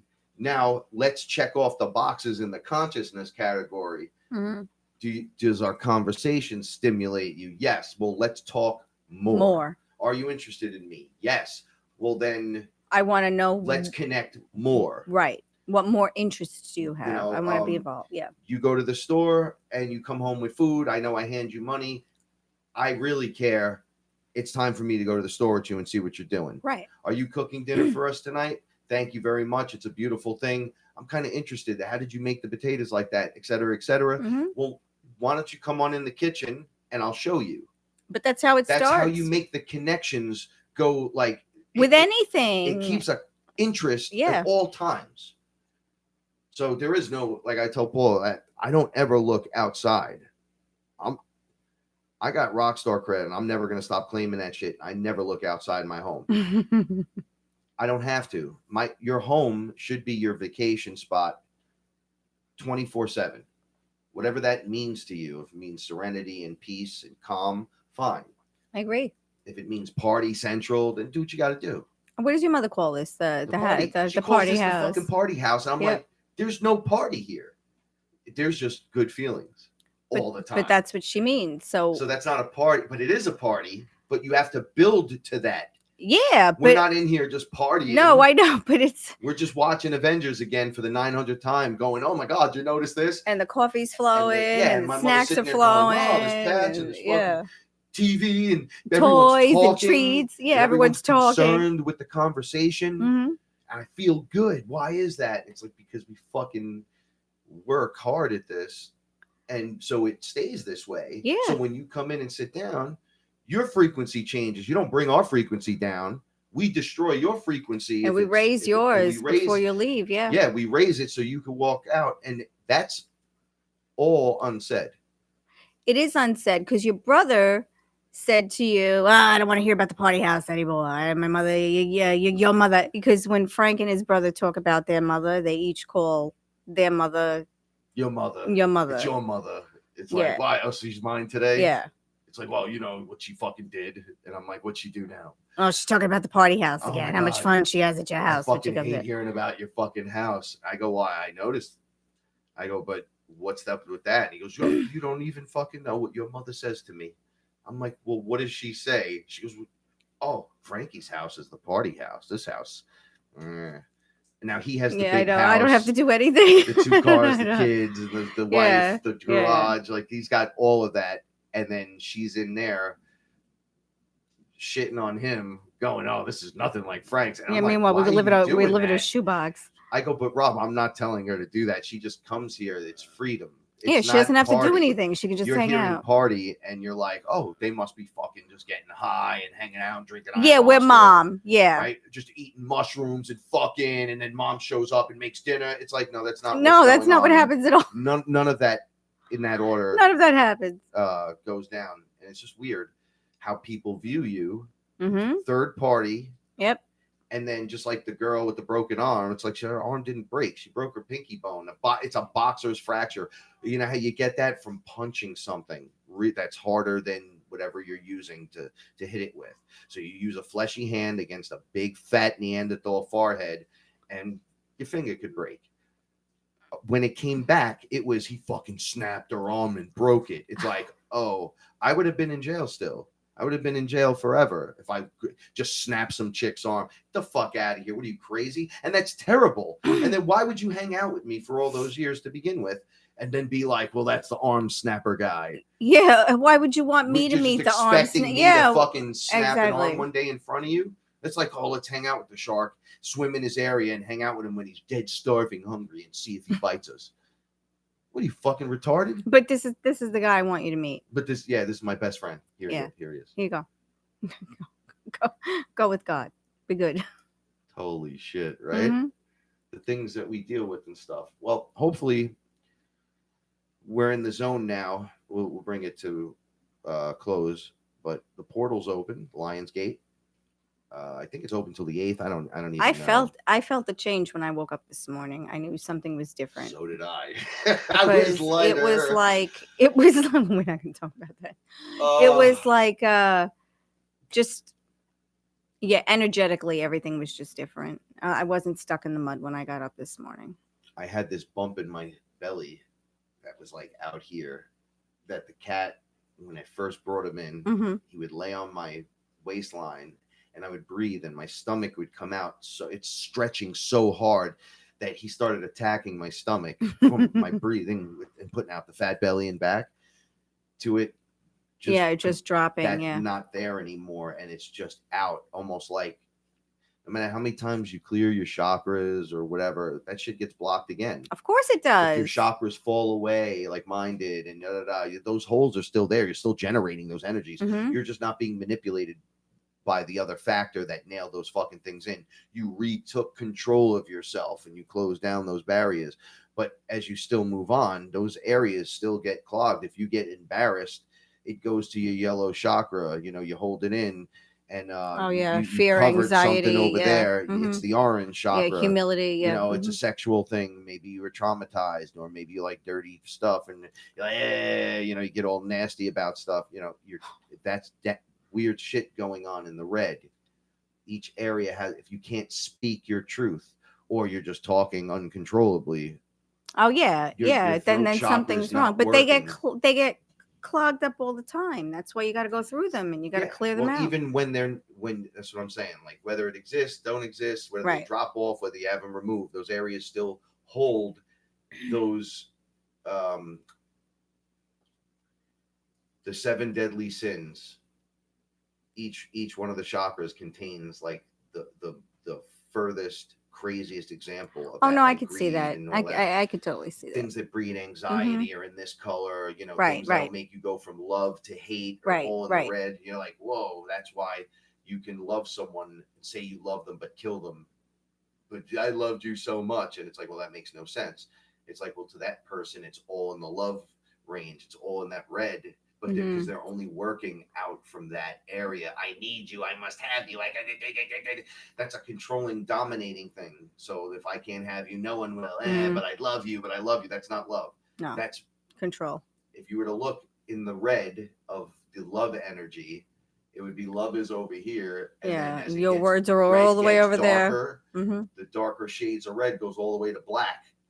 In that far end is you murdering the fucking one you're saying you're loving, and you're saying you're doing it for love. So I had to learn all that shit one step at a time. I had to be shown that, and I was like, "Oh, love," and they're like, "Well, love could mean."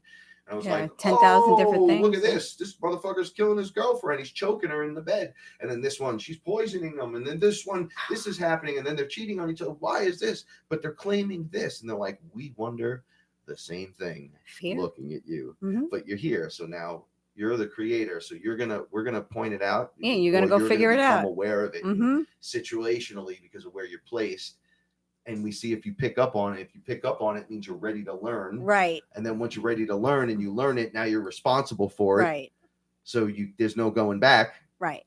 But then, isn't that awesome? Gaining back responsibility for self, right? Because that fear thing is always hitting you, and it's like, yo, man, don't touch me.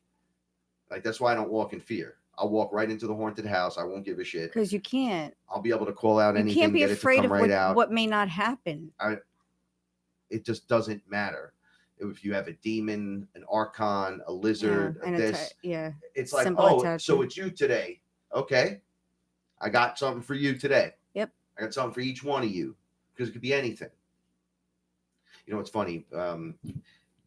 Little Bear looks like the werewolf from Underworld, from like one Rise of the Lycan. Yeah.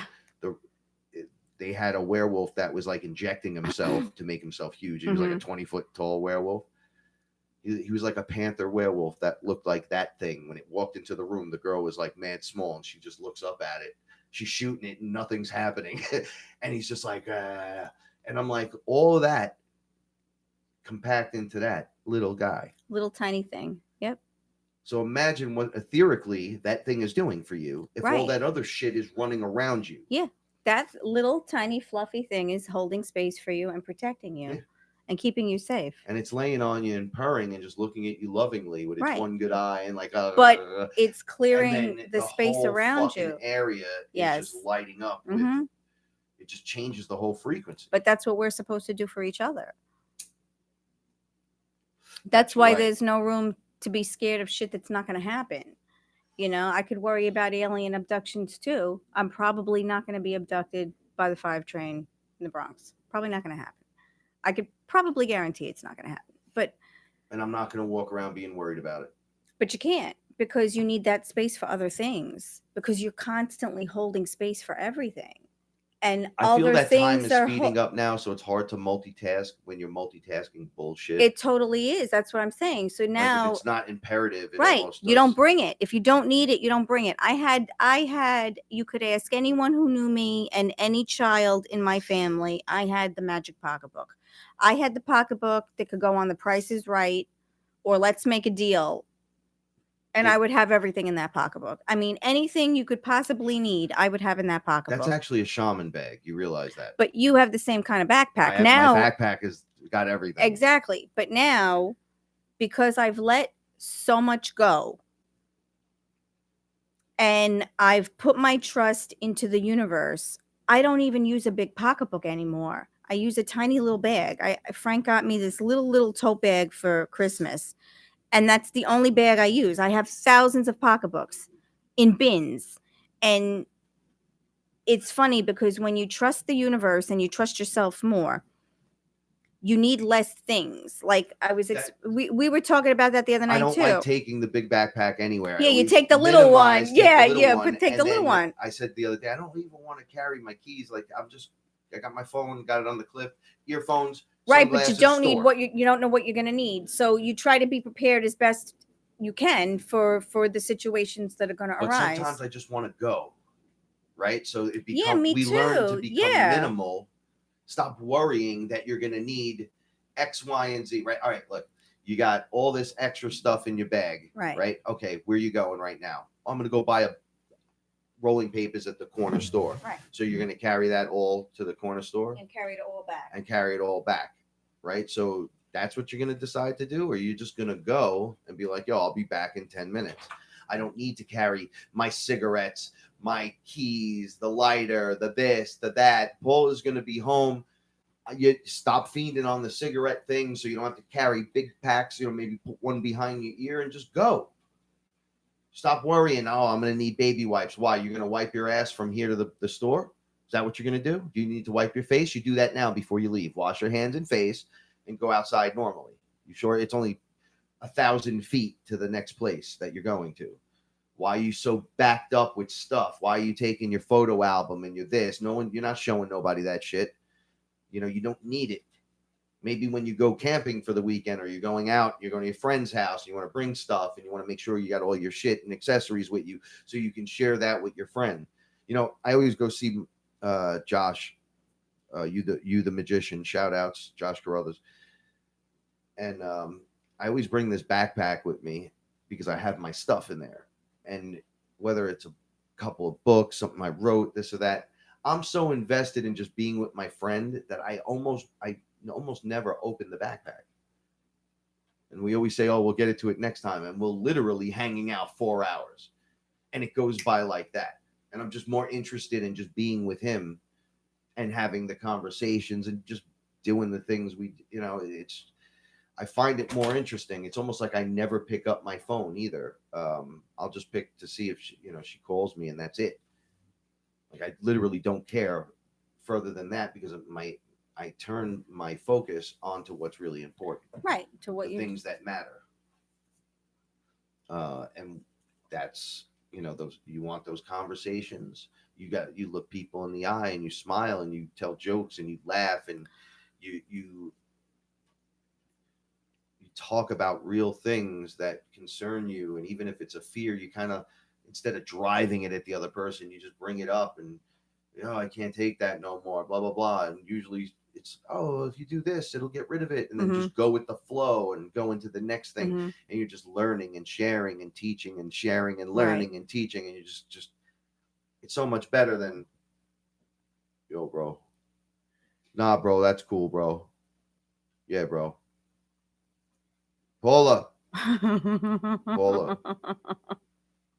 you see that thing I post, Paula? Paula, you see that thing I post? It's like, dude, we're in the movies. Shut up and shut your fucking phone off.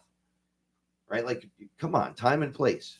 The addictions are beginning to show and all the craziness. Yeah, but that's we're aware of it now. But and that's what happens. We got to slow that roll and get back into the other. You want telepathy? You better reconnect. I don't think I've ever talked in a relationship as much as I've talked to you in any relationship that I've ever been in, because we talk all the time. Like I've never spoken. I don't think I've ever spoken this much in a relationship. Is that good or bad, you think?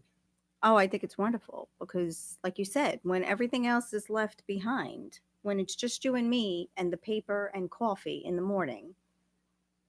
What do you got? What do you got? You got conversation. Right. So that other checklist those other check boxes that they all go away. Everything changes. Checklist, yeah. You want all those checked. Like, I was saying, when we're together, our energy's so strong that weird thoughts that people have during sexual relations and whatever, that you're like, nah, that's weird. I wasn't thinking that. I didn't even expect to see that in my mind or whatever. I got us we're at a point where our bubble, when we're in there, that stuff isn't there. And when it tries to come in, it just hits the bubble and you go, oh, that's not even me. It's not my stuff. That's Not my this stuff. thing. That's your residual going, stuff. yeah, do this to a Yeah. choker, punch her in the fucking face. And you're like, whoa, whoa, whoa, whoa. How'd it go from 0 to 100? Is that really what turned you on? Really? Punch her in the fucking face? Come up with a new one, bro. Oh, I don't know why I'm thinking these bad thoughts. And then you hear them and hear them and hear them. Then you get into a protective shell with the person you love in a higher frequency. And it all goes away. And you see that's externally happening to you. It sounds like you. Sometimes it looks like you. But what are you doing over there? Whispering it in my ear. And then boom, it changes and it's something else. Yeah. And you go, oh, it wasn't my thought. It comes through as a thought because half of it the enters from the ether, but it's someone standing here and you're not aware of them. Yes. And you're whispering it to you. Yes. And then you're like, because turn on channel 9. 50% of the thoughts that we have are not our own. Watch channel 9. Yes. Because half of the thoughts that we have are not our own. They're not ours. But that's not an excuse to do stupid shit. And it's not a thing to blame. This is what humans tend to do. They'll go, oh, yeah, the devil made me do it. So I don't have the devil no more. So I'm good. It's like, no, you can't rape the kid and then come back from that. I'm sorry. You don't work your way back. Sorry, I brought it there. But no, but it's all right. Yeah, I have a consciousness and that's why I don't do it. Yeah. Once you know better. I live by a code and that's why I don't do it. And we start realizing this and recognizing it. And one by one, the dominoes fall in our favor.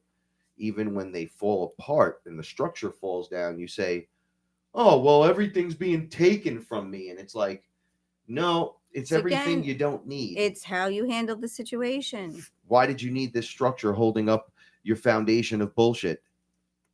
If that's the case. You realize that weighs tons and tons and tons etherically and physically. It's why feels like the world is on your shoulders all the time. All right, granted, some of us are in that are in the crazy, and you can understand it. Yeah, smack in the middle of it, and you have to. Yeah, you have to get through it. So you're going to get through it the most successful way you can. Yeah, you do the best you can. You don't always have to be. You're not going to be fearless every moment of every day. No, and you're going to fall, and you're going to struggle, and you're going to have a setback, and you're going make to a bad start decision from where and you're going to start from where you I are. would have went the other way. But and you can't go back. Turn it around right there. You start from where you are. Yes, that's the point. And then guess what? When you start at those moments, instead of pushing it off to Monday. Yeah, Monday morning. Everybody hates Mondays. So you're pushing it onto a thing that everyone hates anyway. Right.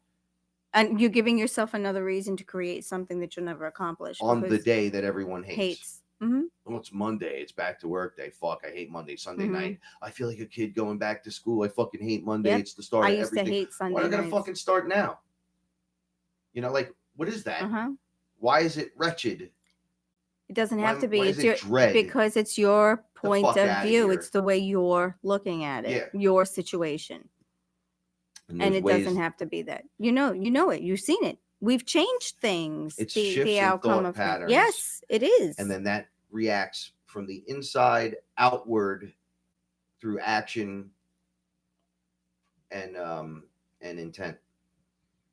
So that's why, like Paul and I, we say nice things to each other, beautiful things, but it's backed up by the beautiful things that we do for each other, and it's not words. That's why when it doesn't get boring to say I love you and you're so beautiful today and this and that, because you're backing it up with something.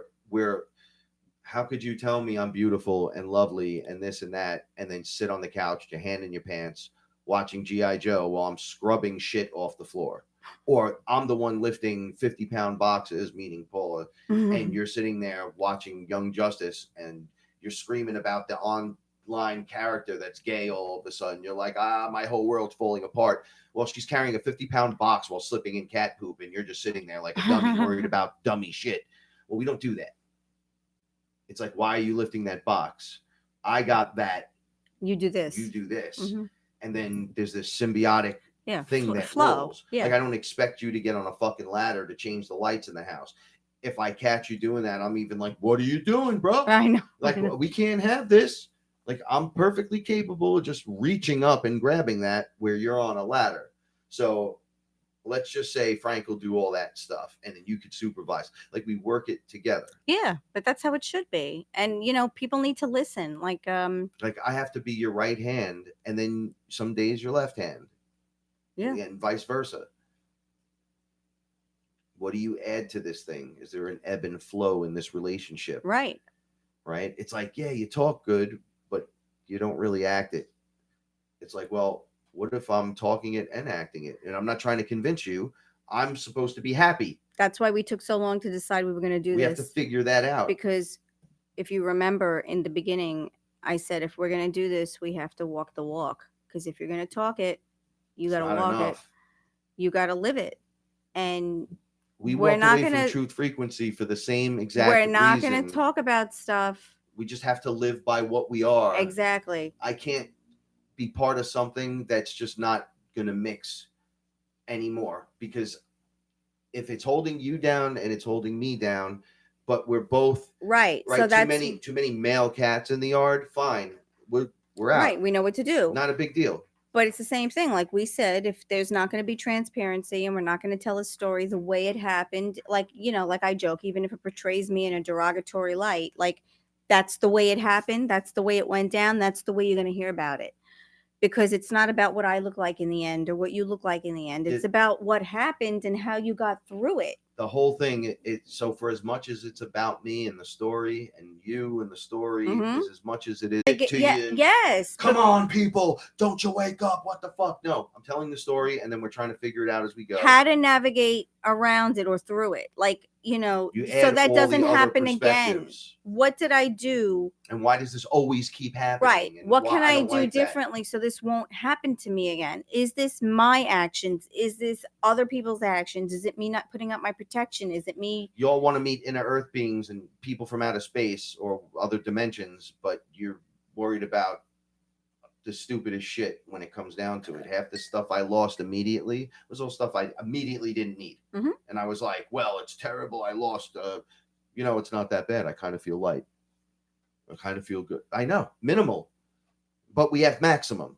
I know. We have abundance closet, we call it. Well, how does the abundance closet maintain abundance? Well, we buy shit, we put it in there. It's fucking obvious. And we catalog everything. We know what's in there, so we use what's in there. And when we need more, we put it back. Why? Because that's what we do. That's how it works. Thus, when the shit hits the fan or you need to extra toilet paper or baby wipes or this, you just go in the abundance closet. You need extra towels. Somebody hurt themselves, they're bleeding. Here's, we got dirt towels. We got ayahuasca towels over here. Yeah, we got cat towels. We got towels in case the cat comes in wet and ready to go. Mm-hmm. And then we're like, whoa, thank the gods, lowercase g's for the abundance closet. What did we do? We started. God, you should be. Remember, we capital G thanking yourself. We had to talk about because that's how you manifest. It starts that way until the day you can just think. Exactly, and it's so silly. It's like silly things. You gotta go through the steps. Frank and I we were buying because I have a chest freezer. So I fucking love that. Before the summer came, as soon as the summer started, we were doubling up on butter, so that we didn't have to go out. Now this month in August and get butter and have to worry about getting it home, getting stuff in traffic, so ice cream melting everywhere. Exactly. So we tried to stay ahead of the wave according to the seasons or according to what's happening, So it's ready to go. Mm-hmm. It's like we're prepared for that. Yeah. So when the butter runs out and you're like, shit, it's like, bah, September now. Guess what? Yeah. We got a whole fridge stacked with shit. And it's like, well, how did it get there? Well, one thing at a time. One thing I've learned, safety, security, abundance. So I had to lose all my money, lose my job, lose everything to learn how to get back on my feet, walk properly again, et cetera, that way, physically, then deal with money. I'm only getting this much now. This is what you're going to live on forever. And It's like, no. This will always come forever. That's not what I'll be living on forever. That's how I changed. Your Remember, viewpoint. I was afraid of the paperwork. And now I'm like, no, everything will work out. So as I went, it starts this budgeting technique and then all these little things that I had to go through to make myself feel secure again in this world. And I'm like, oh, I can finance, I could budget, I can do this, right? Then it got, silver, Well, silver's a commodity. It was low. Bought a bunch of it. Did put it over here. Did it over there. Bitcoin came, and it was like on its third round, but it wasn't as popular yet. It was down at like the $400 mark, and the wave came through, and we missed the $400 mark, and then the $800 window came in, and we hit it, and it went to 1,000 before I pressed the button. And it was like, what are you afraid of? Press the fucking button. Right. You just lost another 200. And it's like, I don't even know what's going on. But it doesn't even matter now. Now, food, right? When I went to Truth Frequency, I said, oh, I'm going to order from My Patriot Supply some stuff just so I have no matter what. Right. Just in case. So I got 3 months of storable food. I got the filters and the water thing, the aqua, whatever. Okay. Chris canceled my order and then sent me everything personally for joining that was wonderful. TFR. It was one of the greatest experiences ever. My grandfather went, what the fuck did you order? And I said, oh, we got a fluoride filter for this and a thing for this. Yeah. Oh, I can't believe it. So now everything we had, where's your checklist? Your food, your fridge, you got water, fresh water, you got money, you balance budget, you got a credit card, you paid off, you're doing the things you can do the best. So I'm like, yeah, and you get this weird momentum that builds up, and all of a sudden abundance closet shows up because you're paying attention. You understand that, you know, I'm gonna run out of something, let me be smart and put it in there. Well, I didn't think about that before. I was eating fucking microwavable hamburgers until I met you. You know what I mean, right? So you go through those checkpoints. By you gaining that momentum in all those different areas, your awareness just grows out into other areas. You can't just jump out into the high awareness. That's like having a DMT experience. You don't know what the fuck is going on. No, you get shocked. You'll go in, you'll never come back out. Yeah, you'll get PTSD from the experience. You're like, this is too much. But it is. Regular life is too much. People get PTSD from just the regular things that happen, that occur in their lives on a daily basis. I got to talk to a few people at work in front of everyone, and they shake all morning. They're shitting themselves. They're like, oh, I can't, my stomach hurts. I can't make it to work today. Why? Well, I had to give a presentation on the thing, and then I'm afraid to talk. Or it's like, well, we got to lose this stuff. Yeah. We got to take that stuff, even though we got to get rid of it. You go one piece at a time and you master it. You understand why it does this to you. You gain confidence in taking a step forward in it. It even knocks you back 2 steps. Well, I'm That's gonna take okay. 5 You keep now. going. I'm just going. And then, oh, I don't even want to fucking do this no more. I can't stand it. Right. Purge, breakthrough. I'll stick with it. Let's see what happens. Well, you stuck with it. Now you're running the 40-yard dash in 6 seconds. You were running it in 11 when you know, or 20 when you first started. So look at that monster improvement. Why? Because when you were going to give up and you were throwing up and shitting yourself and screaming, why, God, why, lowercase g's, you muscled through it and said, you know what, let's see where this takes me. I know I can be. Boom, there you are. Now, that whole process is coming faster and faster now because of everything speeding up. So the more you do it, the more it'll happen, the more you'll absorb it, and the more connections will come out. Right. The manifestation is quicker. It's like exponential, because now you're manifesting a lot quicker. You're seeing the good and bad. Whatever you ask the universe for, they will deliver. Yes. So if you're getting a lot of bad, it's because of the way you're phrasing things to the universe. If you're getting good things, or you're lying to the universe, saying something out loud. No, you're lying to yourself. Yeah, you're lying to yourself about what you want. You know, that little soft spot that keeps telling you, no, we're just going to hide it in here. Fuck the world, and the world is bad. And it's like, yo, that thing's got to go right now. Yeah, because you're not hiding from anyone. That's a fucking parasitic entity. Exactly, because the universe is not just a bad emotional feeling. That's a parasite. Because as you expand, you realize everything around you gets smaller. Everything around you shrinks. Everything gets smaller. So like we're noticing, like I grow into my space. And the world is getting smaller.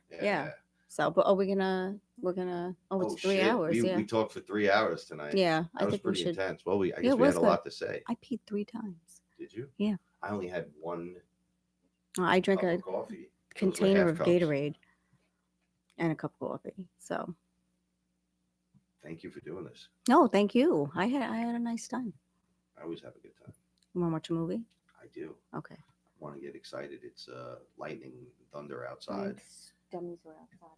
See what's going on. I can't believe it. We'll open the door. They'll all be sitting on the lawn like, clean rain, non-nanobot rain. I haven't seen too many chemtrails lately at all. Well, we'll see what's going out there now. I've seen a lot of natural clouds, a lot of lightning storms that clear the air. Like the air is heavy. Oh, it's and charged, hard, yeah. And then everything's lighting up, and you're like, oh, even the temperature's weird inside and outside. It's like cooler outside than it is in your house. You got to turn the air conditioner on, and then all of a sudden, everything changes. Rain. Yeah, it's a wonderful, wonderful. All right. Well, thank you, everybody. Thank you, everyone. I love my Fearless family. Thank you for spending time with us and listening to us rap away for 3 hours. We appreciate you very much. I'm grateful and thankful for each and every one of you. You have questions, you want to let me know anything, just hit me up on Facebook. It's unfortunate till I get the new setup right and cameras and everything. It'll just be the conversation. Yeah, It's we're trying to figure it out. Yeah, without splitting the screen and everything. So this is because it's hard to read the comments and then have like the conversation. Yeah, we're working on it. Maybe one night I'll just go live and you could ask away. Yeah, and we could just do Q&As. Yeah, if that's what you guys want, we can just answer questions. Just hit me up. Let me know what you think. Yeah, absolutely. We appreciate you. And shout outs to Woodland Wand Creation. That's Rihanna's shop. Oh, for the wands, yeah. Where is that on Etsy? Mm-hmm. So it's Woodland Wands Creations. She made a couple of pretty ones. She put them on Facebook. They're fantastic. Mm-hmm. They're fantastic. Everybody that sees mine, I know we have two. Crazy. We have 2 or 3. We have 2 right there, up in the corner. Mm-hmm. Yeah, I'm not gonna put the camera on it yet, but go check them out, and then don't forget to check out wearefearless.com. Check out the designs from the Fearless artists from the Fearless tribe, and the artists get 50%. We're doing this just to, kind of pass along the goodness. Use the Fearless for Fearless information. I'm like tired of wearing Nike and tired of doing certain things. So sometimes I'm like, I was just wearing like I'll wear the Captain America shirt, then white shirts all week. Yeah. Oh no, I love my Fearless t-shirts. I wear them all the time because I don't want to promote. I don't know, certain things. The consciousness stuff I want to promote. Right. So I go with that route, and the artist came up with a great designs and everything. They put them on everything. So it's really wonderful to have that. It's almost like you could surround yourself, like the pillow I always use for my neck. For your neck. Is the floating castle from Ron from the original when the store first opened. I use that every day. And I've had it since, a Christmas, 2 Christmases ago. Yeah, I remember when we got all that stuff. And it became like my little huggy nubby, and just stuff like that. So if you want to go check it out, help the artist, pay Fearless forward, and just check it out. Let me know what you think. If you don't like it, tell me, dude, that sucks, so I know to change it. But I love you, each and every one of you, and remember, the universe rewards bravery. And stay fearless, everyone. Stay fearless. Good night. We'll catch you on the other side.